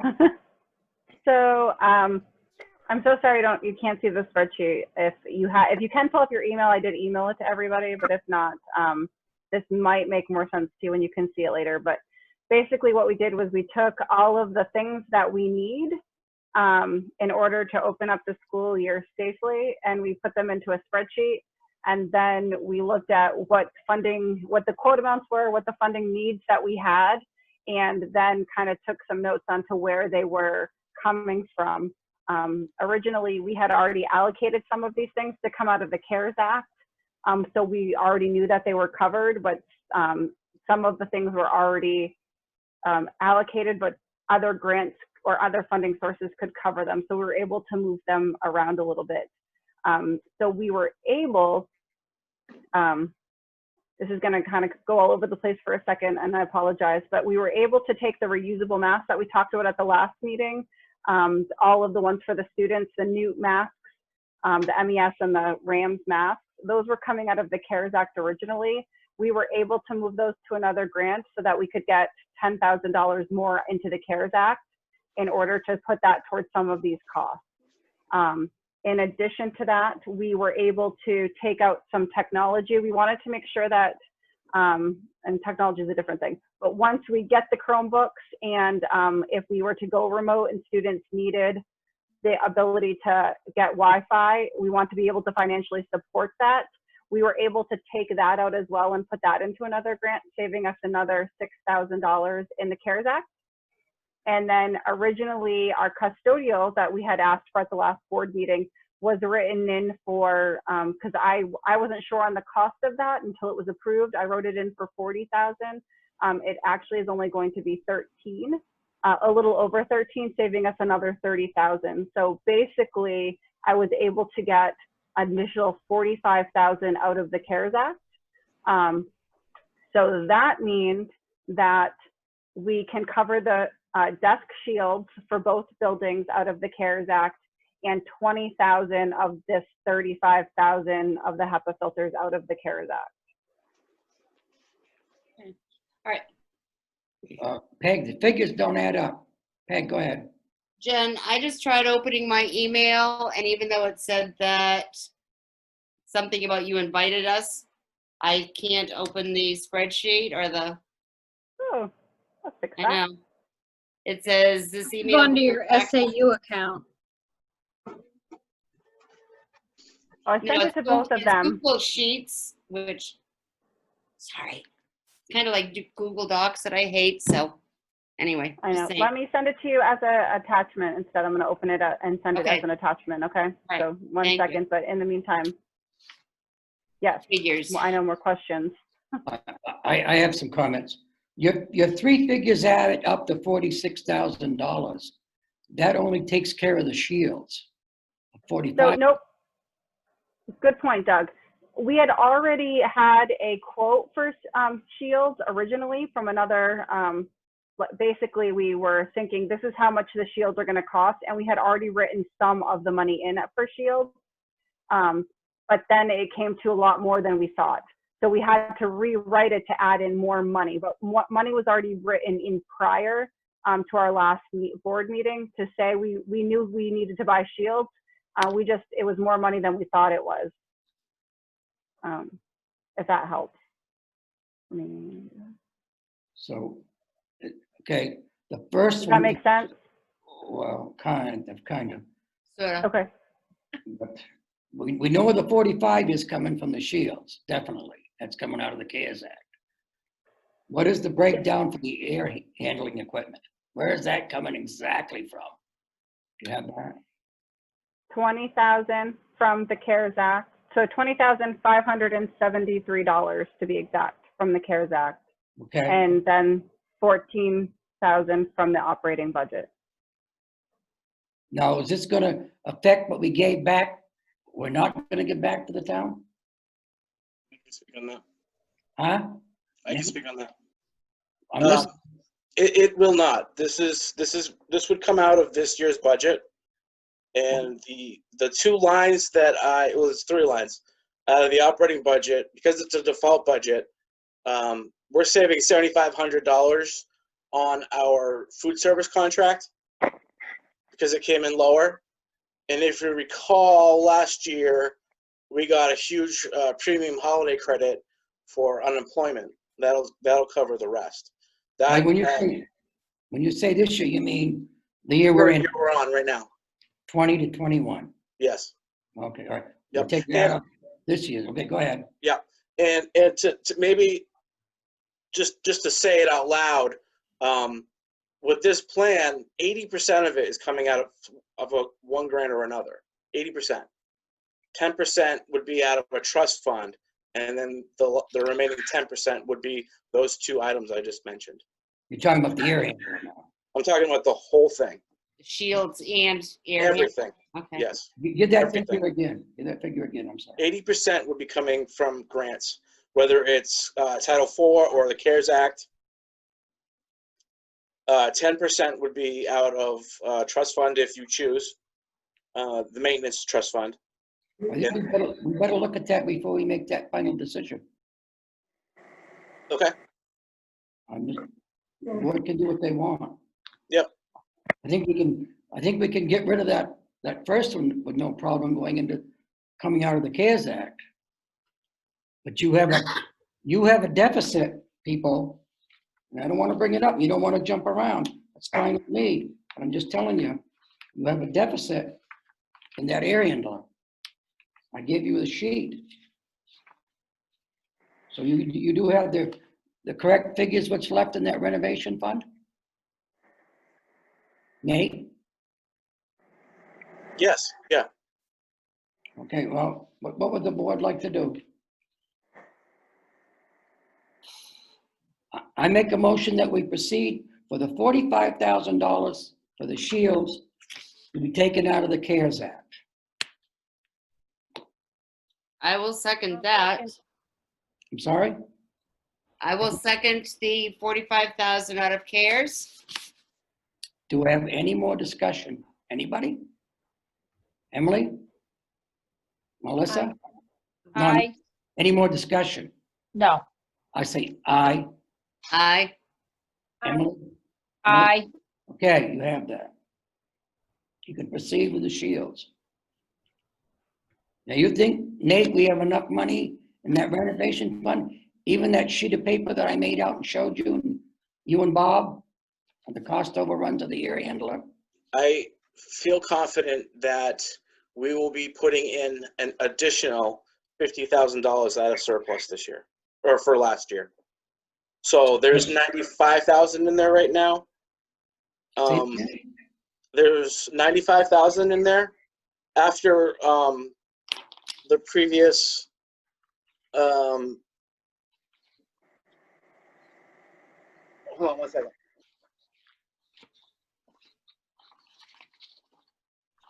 So there's I think you've already made the deposit in the rent. You got $174,000 in that renovation fund right now, as of 7/9/2020. yes, I have not made that deposit yet. Oh, There's you still have going to be not? another 50,000. Well, why would they be showing it if you haven't made the deposit? How could they never got the check? I haven't finished closing the books yet. That's how much is in there right now. It's 160. All right, Peg? Where did the 50,000 come from, Nate, that you're putting in? 50,000 is the surplus that we should be getting once I close the books. Remember, in March, they approved, I think it was that was a warrant. 125,000. Warrant article. Yes. And that was for 60,000 or 50? No, it was 50, yeah. Okay, all right, thank you. You had 5 articles that was approved in March. Article 5 was library for 5,000. Article 9 for special. That wasn't surplus though. No, that's what the warrant article. Okay, all right. 50, Article 10 was the 50,000 you're talking about. Yeah. Then the bus was 15,000. And Yeah. Article 12 was the tech for 10. So we Yeah. did put money aside, okay? Yep. Okay, go ahead. So You're correct, Doug. We discussed it at the administration meeting, and Nate assured us, based on the balance that we are feeling, that Nate is feeling that we have left in there, that all of the warrant articles would be covered in there, thus giving us 50,000 when Nate is done reconciling the books, 50,000 extra. And we had the same conversation regarding SPED with Rob Qua about what's in there. I won't get off what we're trying to talk about with other students that might come in with special needs. But the point being, and you're doing the right thing, that we went through the same exercise as the administrative team, and Nate took a look at that. So I'll you explain that, Nate, that you were on a very good roll there. Thank you. I'm sorry. Okay, then, if everybody's comfortable, I need a motion to spend that $48,000 for the air handling stuff.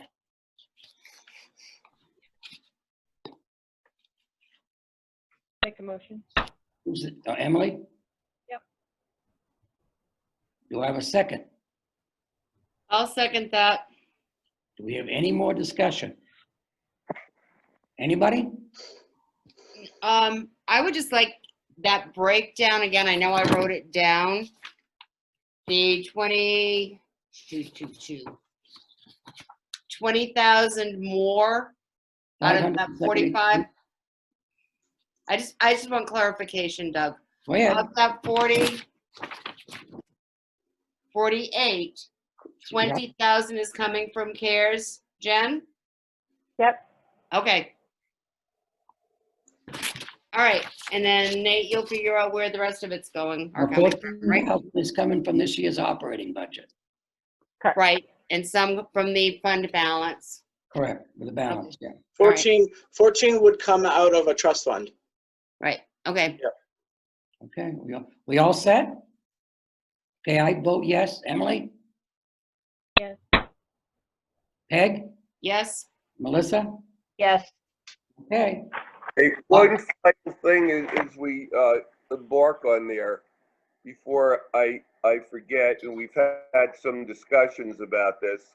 The administrative team, mainly Jen and Nate, are keeping lucid notes on all of these things, because if there's more CARES money and the log jam ends where there are funds that are given to states and to local schools and so forth, in order to have students come back to school, we will be prepared to apply and utilize more of these funds. So hopefully we, again, it's not, we're not guaranteed it, but we're cautiously optimistic that with more funds, we can do another creative way of covering some of those funds you talked about within the new CARES money, or whatever they want to call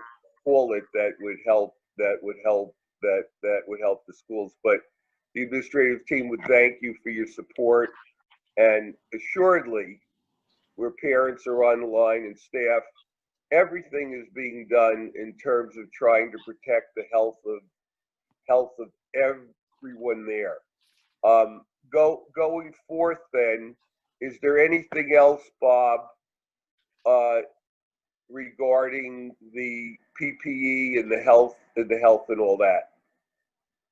There is, for the next board meeting, we hope to bring forward with you how we're going to automate temperature scanning at the two buildings. So we'll have that in the next board package, we expect, okay? Is that going to be Thanks additional cost? much.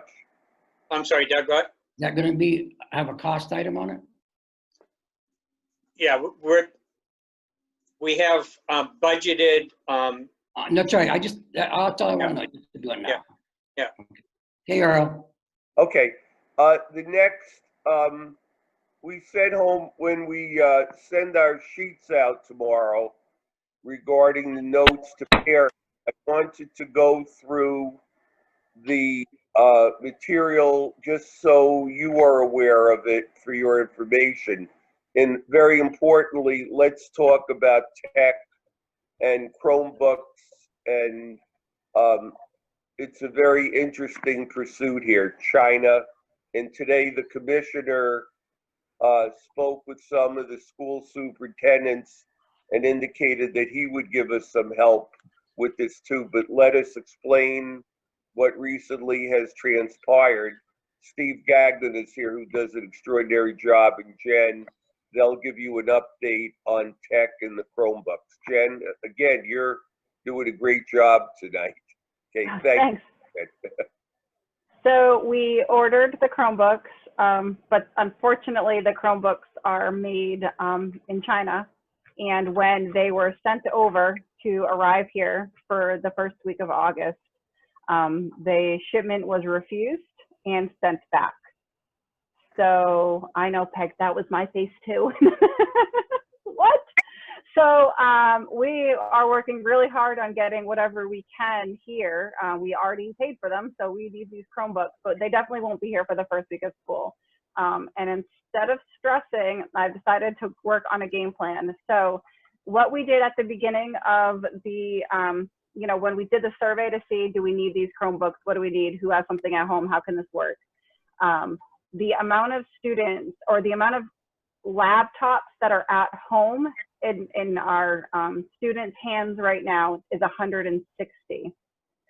in the district, we currently have 372 laptops of various age, and many of them don't actually have warranties on them anymore, but we have them. So it's a total of, between the ones that are at home and what we have in the district, is 530 of them.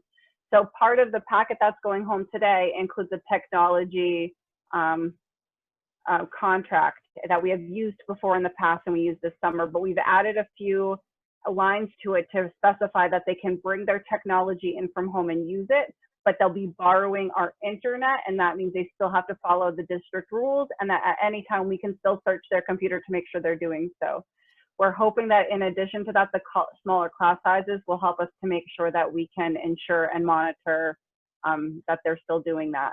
The reason we didn't want to use these laptops before is because of the security issues that we have that we're worried about going back and forth, but we're working on trying to make sure that that doesn't be an issue. And this is, I keep wording it, this is the Band-Aid until we can get the Chromebooks here, which is a better avenue for our students. Question. Yeah. When is the estimated arrival time? I don't think we have one, to be honest. It was November 18th, last I knew, but then when they were sent back, I think they have to restart their shipment all over again. I just want the people to, Peg? I just have a dumb question. Will they be sent back again? I mean, why was the shipment stopped? I'm sorry. They just.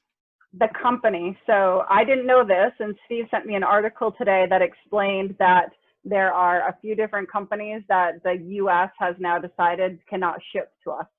And so when it got here, it was on the list and was sent back. I know, I didn't know that. Look at all the things I've learned this week. I know. Anybody else? So I do want to add that I was able to find not a lot of money, but I'm going to keep searching because I love searching for money, but I was able to find $3,000. So I can, in the meantime, buy 10 Chromebooks like off Amazon or something. I mean, I'll be fighting people for them, I'm sure, at this rate. But if 530 doesn't make it or isn't enough, I feel like we can piecemeal enough and kind of, like I said, Band-Aid that technology so remote learning can still continue. No, So Rob Qua, within the IDA where it's students with IEPs, we can work with that. So with this was just another twist and another thing that fell in our lap. So we're,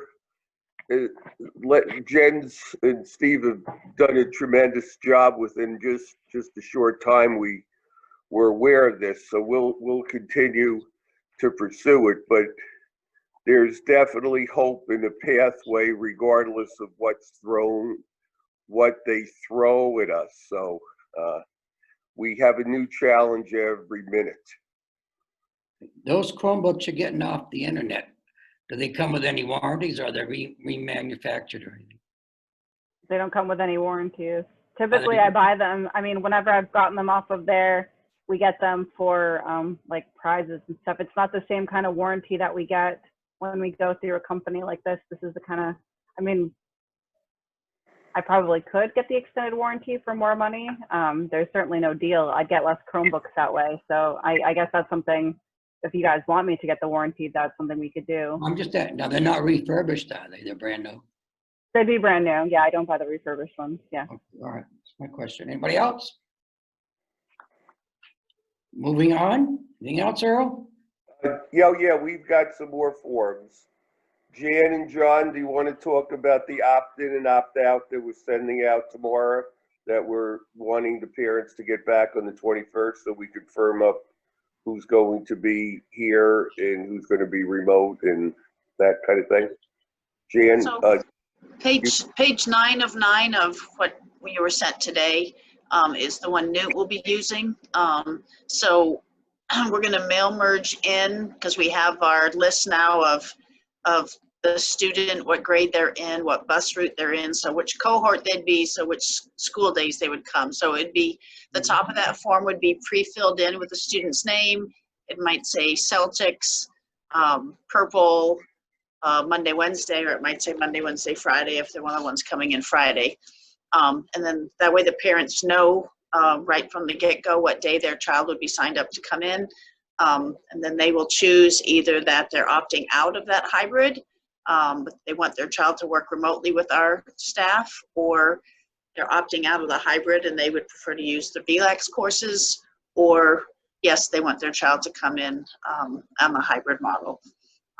We've asked for these back. We're going to mail them with a self-addressed pre-postaged envelope so that we can get them back hopefully by the following Friday so that we can finalize our schedules, what students will have in what classes on what days.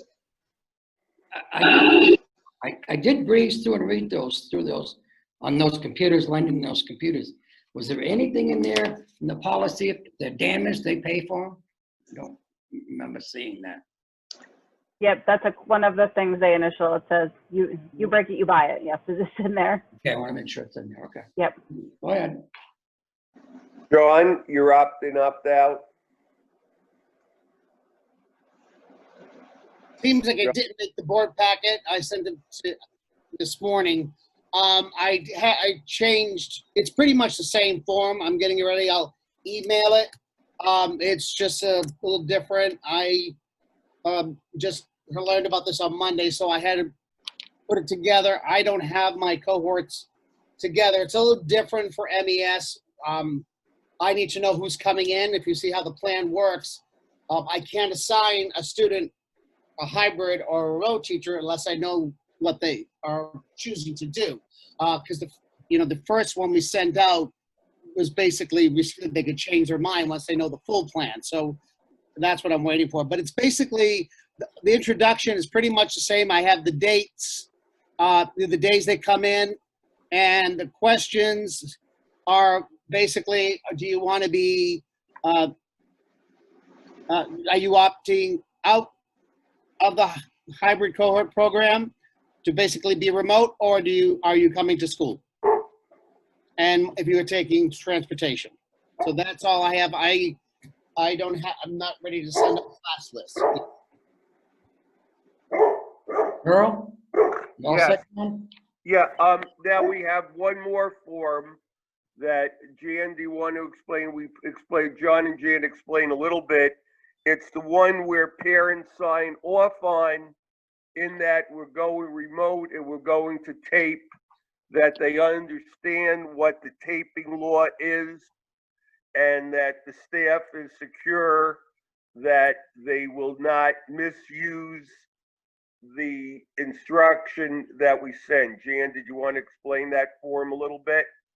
Sure. So again, they're going to have their student name on it. They have to sign it, acknowledging that they understand that New Hampshire is a two-party state. And you have to have the other person's permission in order to record them, so that they understand that when the child is working remotely, that the background behind their child will be seen on the Zoom call. So part of their house might be seen. We ask that they try to give their child like a separate location to work in, that their child will be visible to other students in the virtual classroom, and that they'll see the other students as well as the classroom. And they're agreeing not to record the class, the people in the class talking, any images of people in the class, and that doing so is subject to criminal and civil penalties. I read that. That's good. Thank you. Anybody else?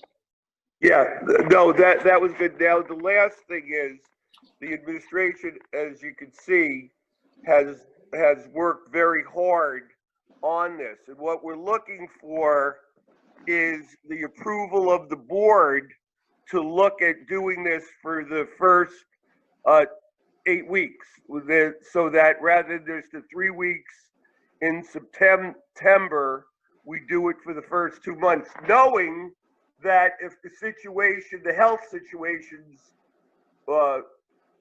we hope it does not, but we would have to go on a dime, change on a dime into remote, just like last year, as I've said it a few times. One day we were there talking about students going to Europe. 4 days afterwards, all the kids in the state were on remote.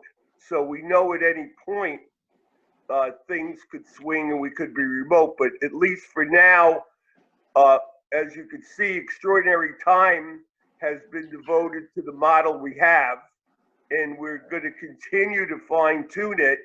And it would make good sense to keep this, for these 8 weeks. So we're looking for affirmation from the board for this to go for September and October.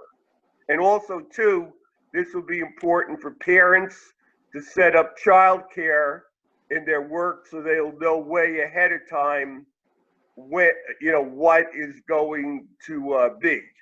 So therefore, that's what we're trying to achieve. So would the pleasure of the board be, as per the administrative recommendation, to do this to extend this 1 month?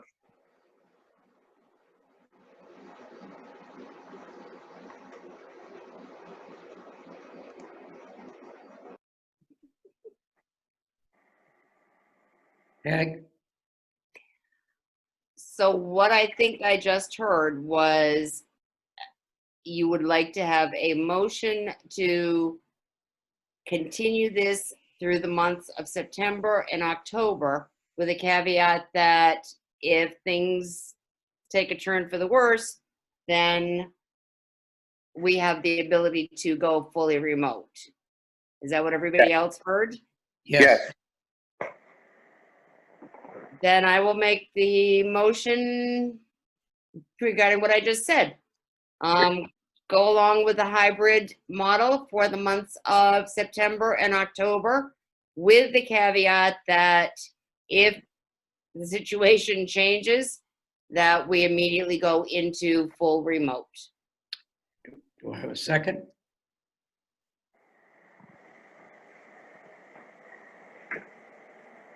Do I have a second? I'll second for discussion.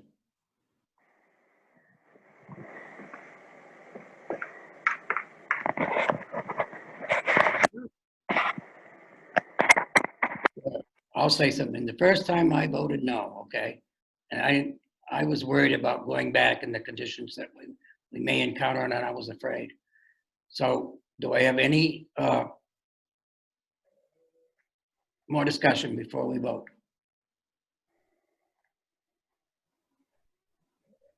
Peg? I did vote for them to move forward with a plan for hybrid the last time.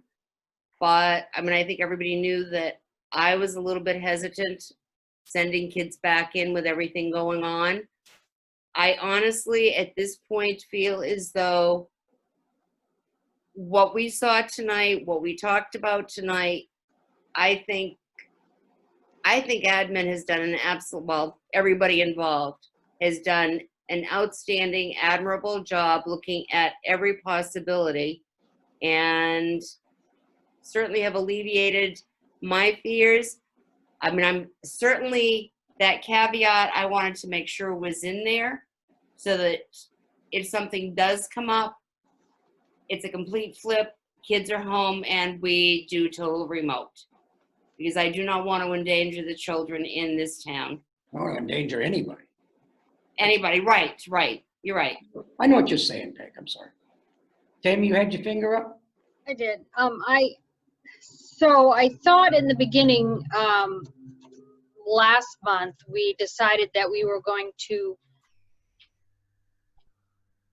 or you guys were going to bring this back, have them go through and then decide in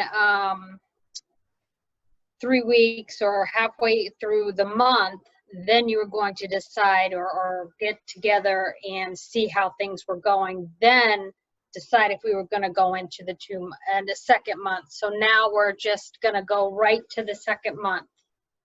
With the caveat, if something happens, we're going to cancel it.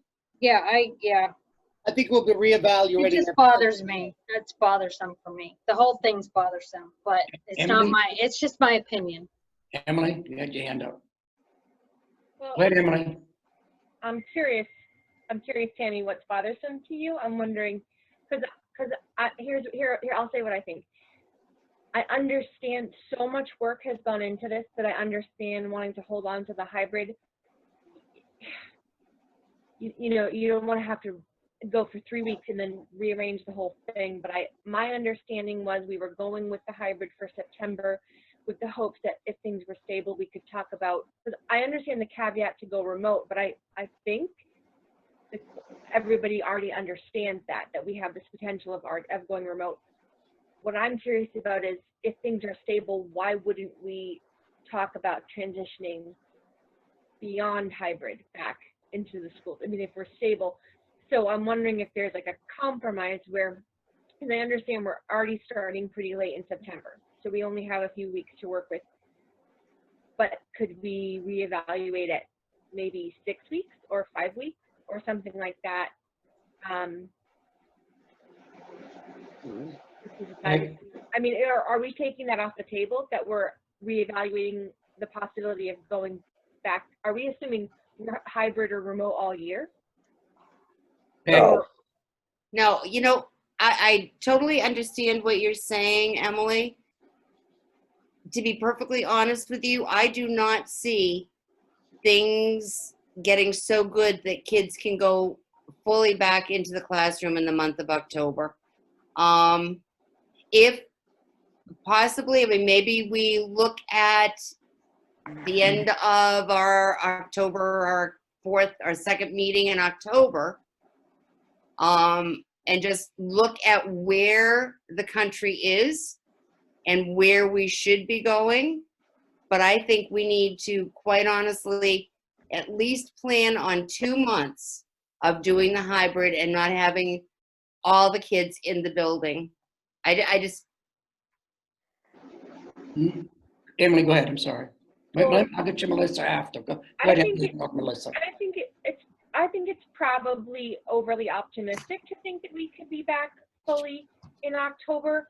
I think what I'm concerned about is to make a motion that says we won't even talk about it for 8 weeks is not wise. And I think to say we'll talk about it in 4 weeks or 5 weeks isn't saying we're going to go back. It's saying we're not going to wait that long to revisit it, I guess, which is more in line with what we said we would do. And I know we want to keep everybody safe, and I'm not saying we should go back. I'm saying that I think that parents would probably be more comfortable if we revisit it before 8 weeks. Okay, you all set? Emily? Yeah, I think so. I mean, Melissa, I'm sorry. Number one, I agree that we need to discuss it before the 8 weeks. And my concern is if we have, God forbid, we have any outbreak, going back to the complete remote the way it was last year concerns me, because I personally did not feel that it worked last year. We need to revisit, if we have to go remote, how are we going to do that? I think, Doug, if it's all right, can I answer both of there? Go right ahead, and then I'll go to John. Okay, a couple of things. All of that is correct. What we were saying was, and I think this would probably John and Jan and all of them were going to say, this way we know and parents know that during the time till the end of October, this is the model we're in. Obviously, the first board meeting in October, we can evaluate, is it prudent, reasonable and prudent to look at, hopefully there's everything is going well, in the town, in the state, and all that stuff. And then could we look at a model, the Model 3, which we already have there, that we would go fully into school. So that would be that would be the answer to that. Yes, we will take a look at it. I would say the first meeting in October and assess, is it, and I'm not saying yes or no, I'm just saying, obviously it's always reasonable to have the discussion on what's reasonable and prudent. Then going back to what Melissa said, I think July and August, we were one of the few schools that had 10 to 15% of the students in.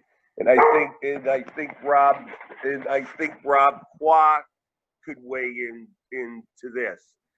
Depending upon how severe it is, then we can look at bringing in those students just like we did in July and August, 15% or 25, whatever percent it is, to give them the help, because I know the administration worries about those students. So I don't know if I answered both of your questions or not.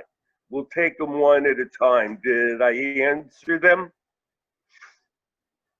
Emily?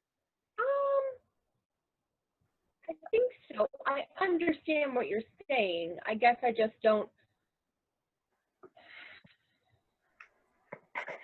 I guess I don't know exactly how it benefits parents to say we're definitely doing this to the end of October, any more than it helps to say we're definitely doing it for this amount of time, because we're also not promising to go back in 6 weeks. I guess I'm just trying to find like a middle ground between sort of what we originally said we were going to do and kind of the picture that we gave parents, and also acknowledging it's been a lot of work and there's only 3 weeks in September. And also, well, never mind, I'll save that as a separate conversation. I agree where with I'm at. Emily. I agree.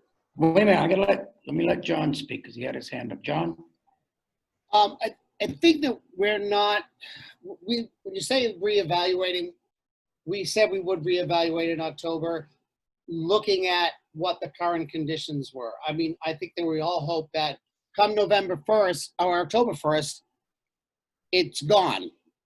I don't think that it's going to be a total, you do not need to do any more protective gear. You don't have to have hybrid. I don't think it's going to go full 100% back without any restrictions.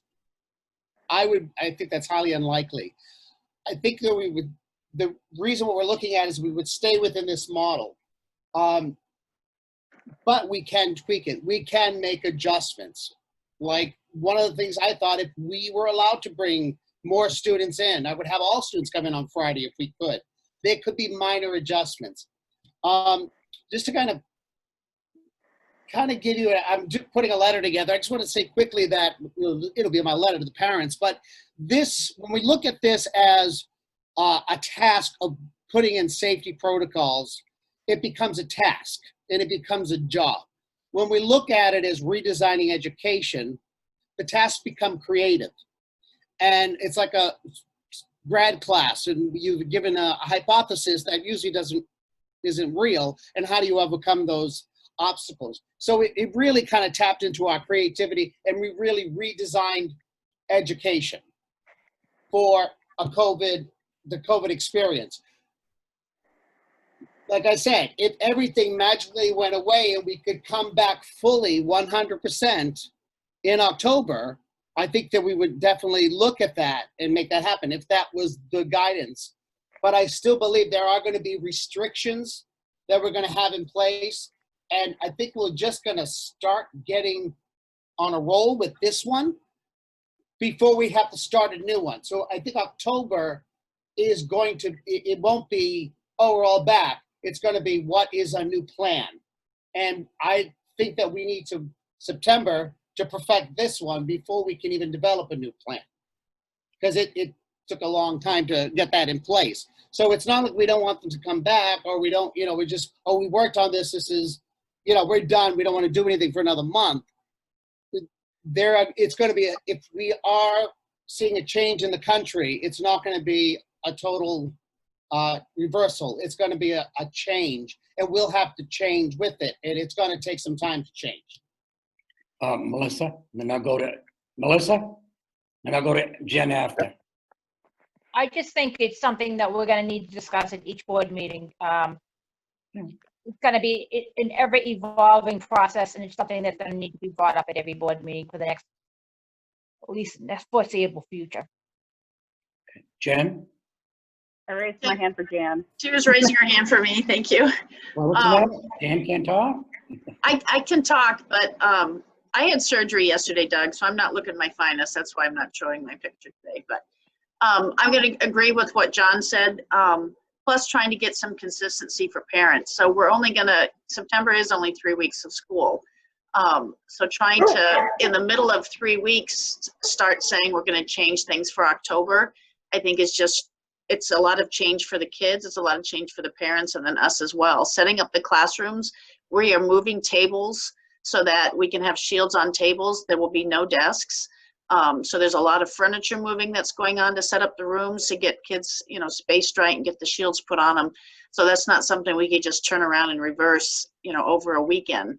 So I just think planning this for September and October, I think we definitely should be talking about it at the board meetings and keeping our pulse on what's going on in the state, what's going on in the town, as to when we can have everybody back in the building, because that's what is easiest and ideal for us.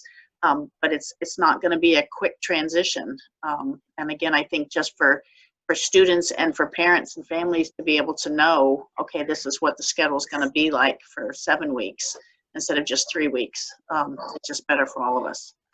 Well, to make you all feel better, I have no problem if something happens. All we have to do, we can put it on the agenda every time we meet. If we have an emergency, we'll just call it an emergency meeting. So if you have a concern, just give me a call, and I have no problem calling it. And I think that's what we're saying. We're evaluating every single day, and if there is an outbreak, which we hope not, Yeah. like I said, I'm 35 years practicing fire drills. We've never had a fire, so you know this is to prevent it.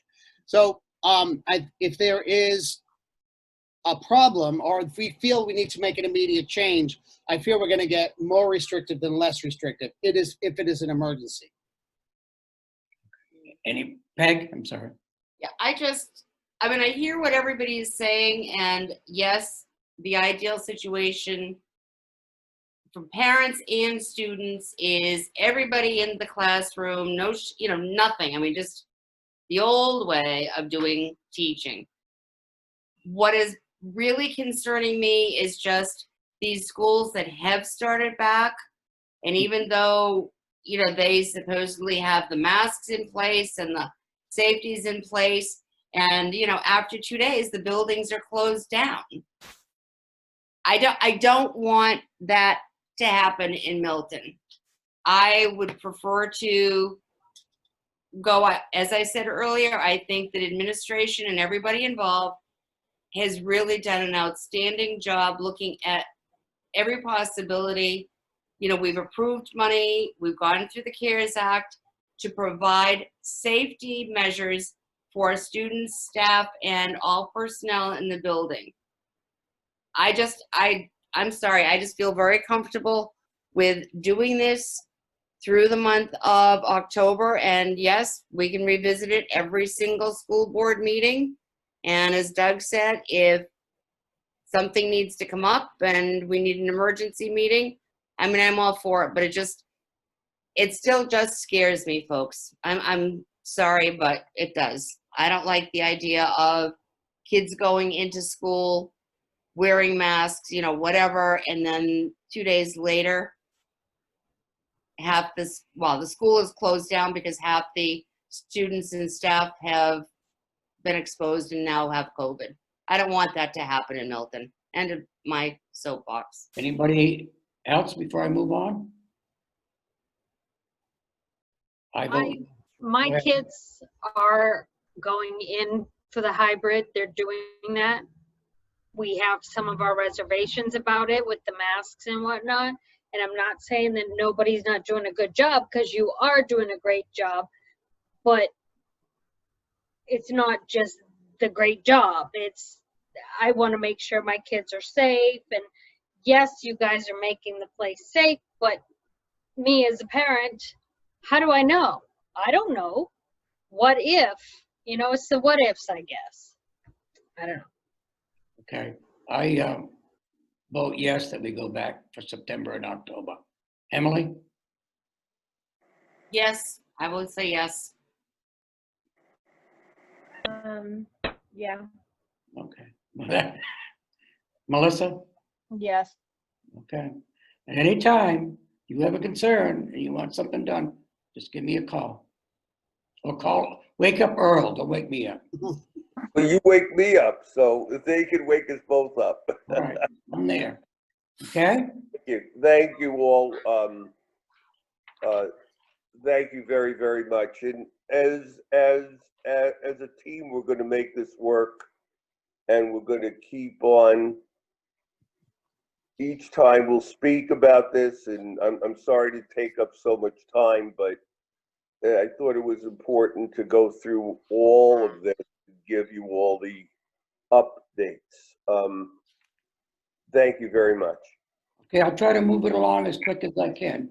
Did everybody get the page 11, which was the survey? And read that? I thought it was from 11 to 14. I thought it was interesting. Yep. Everybody got that? Yep. Okay, the next one deals with an individual. We haven't accepted the resignation. Yeah, I think I was going to suggest that we put this off until non-public when we accept the resignation. Does that make sense? Yeah, because we haven't accepted it. What if we tell her no? Him no. Okay? Okay. Moving on, I'll go down to 4. My question to the board members, for the budget year of 21 and 22, do we want to make that budget out as if we're open and going full bore? Earl? It's a good question. I think it's something all of us have to make a decision on. Can we think about it, everybody? Because we gotta, because the budget committee wanted this by October, and I told them we couldn't do it because of the all this COVID stuff. So we're gonna have to, because if the administrators are doing the budgets, what are they doing now? Your budgets, John and Jan. Well, the process has been, we've started in September. I usually pass out, I have, on the first day of school, I have the budget requests for the following year, and they put them all together, and we have gotten them. I mean, I think that the administration probably could get them ready by October, but the vetting process, the parent input, you're going through it, we could never get all that done by October. Well, my question is, you're gonna make the budgets as if we're going, as if we're open and we're all back in school for 20. I guess we take that direction from you and Earl. And I'm gonna ask the board to think about it and have an opinion for the next meeting. I'll put it on the agenda, okay? Okay, well, let's see what I got here. Wait a minute. I think I lost something on you here. Okay, so page 16 is your yearly dues to the New Hampshire School Board Association. Do we want to join them and pay it? I'll make a motion to join and pay the, what are we at? $250 a year because we're only a 5-member board. Ask Nate. Where's Nate? Nate? We lost him? Yeah, no, I'm here. That's correct. That's what you guys paid the previous year as well. Okay, but if you or Earl want to go to something, I mean, does that include you two also? Nate? I am not sure. They don't go anyway, they go Zoom. let's put it this way, I've never had a need to go. Okay. Okay, Earl. I have my own stuff. And we have our own group. Yeah. Okay. Yeah, superintendent's meetings. Yeah, and I have the business administrator meetings, yeah. So, and do I have any more questions? Oh, I don't see. Oh, man. Melissa, you got to stop moving around. Just keep track of you. Does anybody have any more questions on this before I move it? I vote yes. Emily? Yes. Peg? Yes. Melissa? Yes. Okay. I'm going by order you're on the screen. So if you move around, you're going to be changed. That was also page 17. Page 18 Who is just, seconded it? Who seconded? I did. Thank you. Okay, 18 is just an FYI. These are our requirements we have to meet in order to pass our budgets. Okay? Okay, I asked that this one be put on. Okay? Generally, I think somebody has talked to everybody. Everything is due 12 noon on the Thursday. Okay? In order to make it in the packet. But we do have the next paragraph, in the event of an emergency, items may be added to the agenda at the meeting by the majority of the vote of the board members present. So we can add things on the agenda that we presume that they're an emergency. And we do get emergencies, okay, people? So this is just to make, because we had a problem with the mail last time. People did not get their packets this last time on time. Okay? Moving on to 4E, page 21, it's from Tim, okay? And he requesting that we look at a van. And I think if you go to page 23 in your folder, you have money in the trust fund, okay? But just be aware of that. But he's asking you to look at this, okay? Moving on, okay, page 22. Okay, I sat down and I talked with Bob and Nate, okay? And I want you to know that air handler is coming up with cost overruns.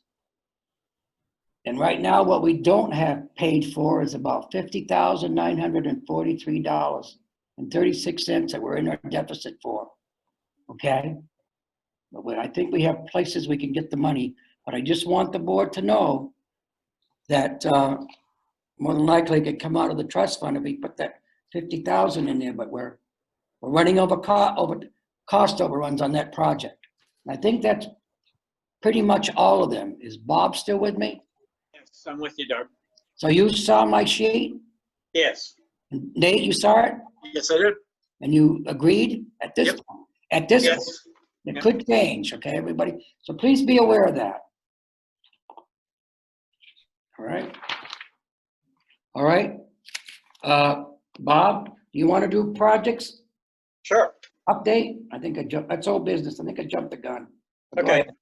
Yeah, Go you did. You dovetailed into the A handler, so I'll discuss that. Go ahead.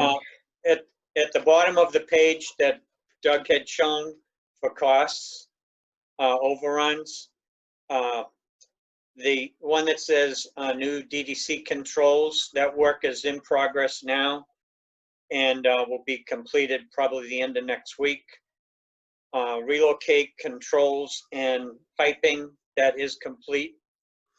Yard drain, this is a drain that's it's between the playground and the half basketball court that we have out back. We needed to lower the grade of the gravel in the area, and we need to put in a drain for water from rain coming off the roof, kind of a swale that runs through the property, and also too for any of the winter draining of the snow and whatnot. That work's going to be scheduled sometime in September or October, but it will be when children aren't on campus. If we don't do that, we're going to have a swimming pool in our cellar. And then access doors and louver caps are probably going to be just after the holiday weekend. And add a new coil, that part's on order. So I believe that's probably more like probably the end of next week or the beginning of the following week. You'll see under there that there's one credit, and that was work that we could avoid doing on the second floor. So I took that out of the spec to save us a little bit of money. And we do have an additional credit coming too that I'll be able to report out on the next school board meeting. I've been attending the meetings every Wednesday at 10 a.m. in the morning, and I have to say that the people that are doing our work that I've seen, I want to say I've been impressed with, and I think they're doing a good job. So that's just my I don't, my opinion carries anyway, but I'm impressed anyway. Okay, we've already done B. I talked out of, Oh. sorry, It's only me. I know, I saw your hand, go ahead. Question, Bob. Yes. Paving, what's happening with that? Yeah, I'll brief you, because I know we're running late anyway, but paving, that was supposed to happen this week, but it is rescheduled. It's starting on Monday. Okay.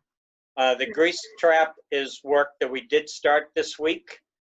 So we need a couple of more parts, so it could be more like the end of next week, finishing it up on that.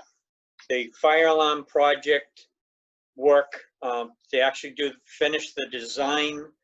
We're working this week here to package the design up, all the documentation, and get that to the state fire marshal's office.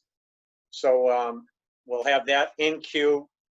I think it's a little bit tight to expect a response by the state fire marshal's office by time of the next board meeting, but I'll report out anyway to let you know where we're at on that. All right, good. Thank you, Bob. Okay. Any more, Bob? Let's see. What did we? I think we get it all, right? Yeah. Anybody you. have any questions for Bob? I think Melissa moved on me again. Okay.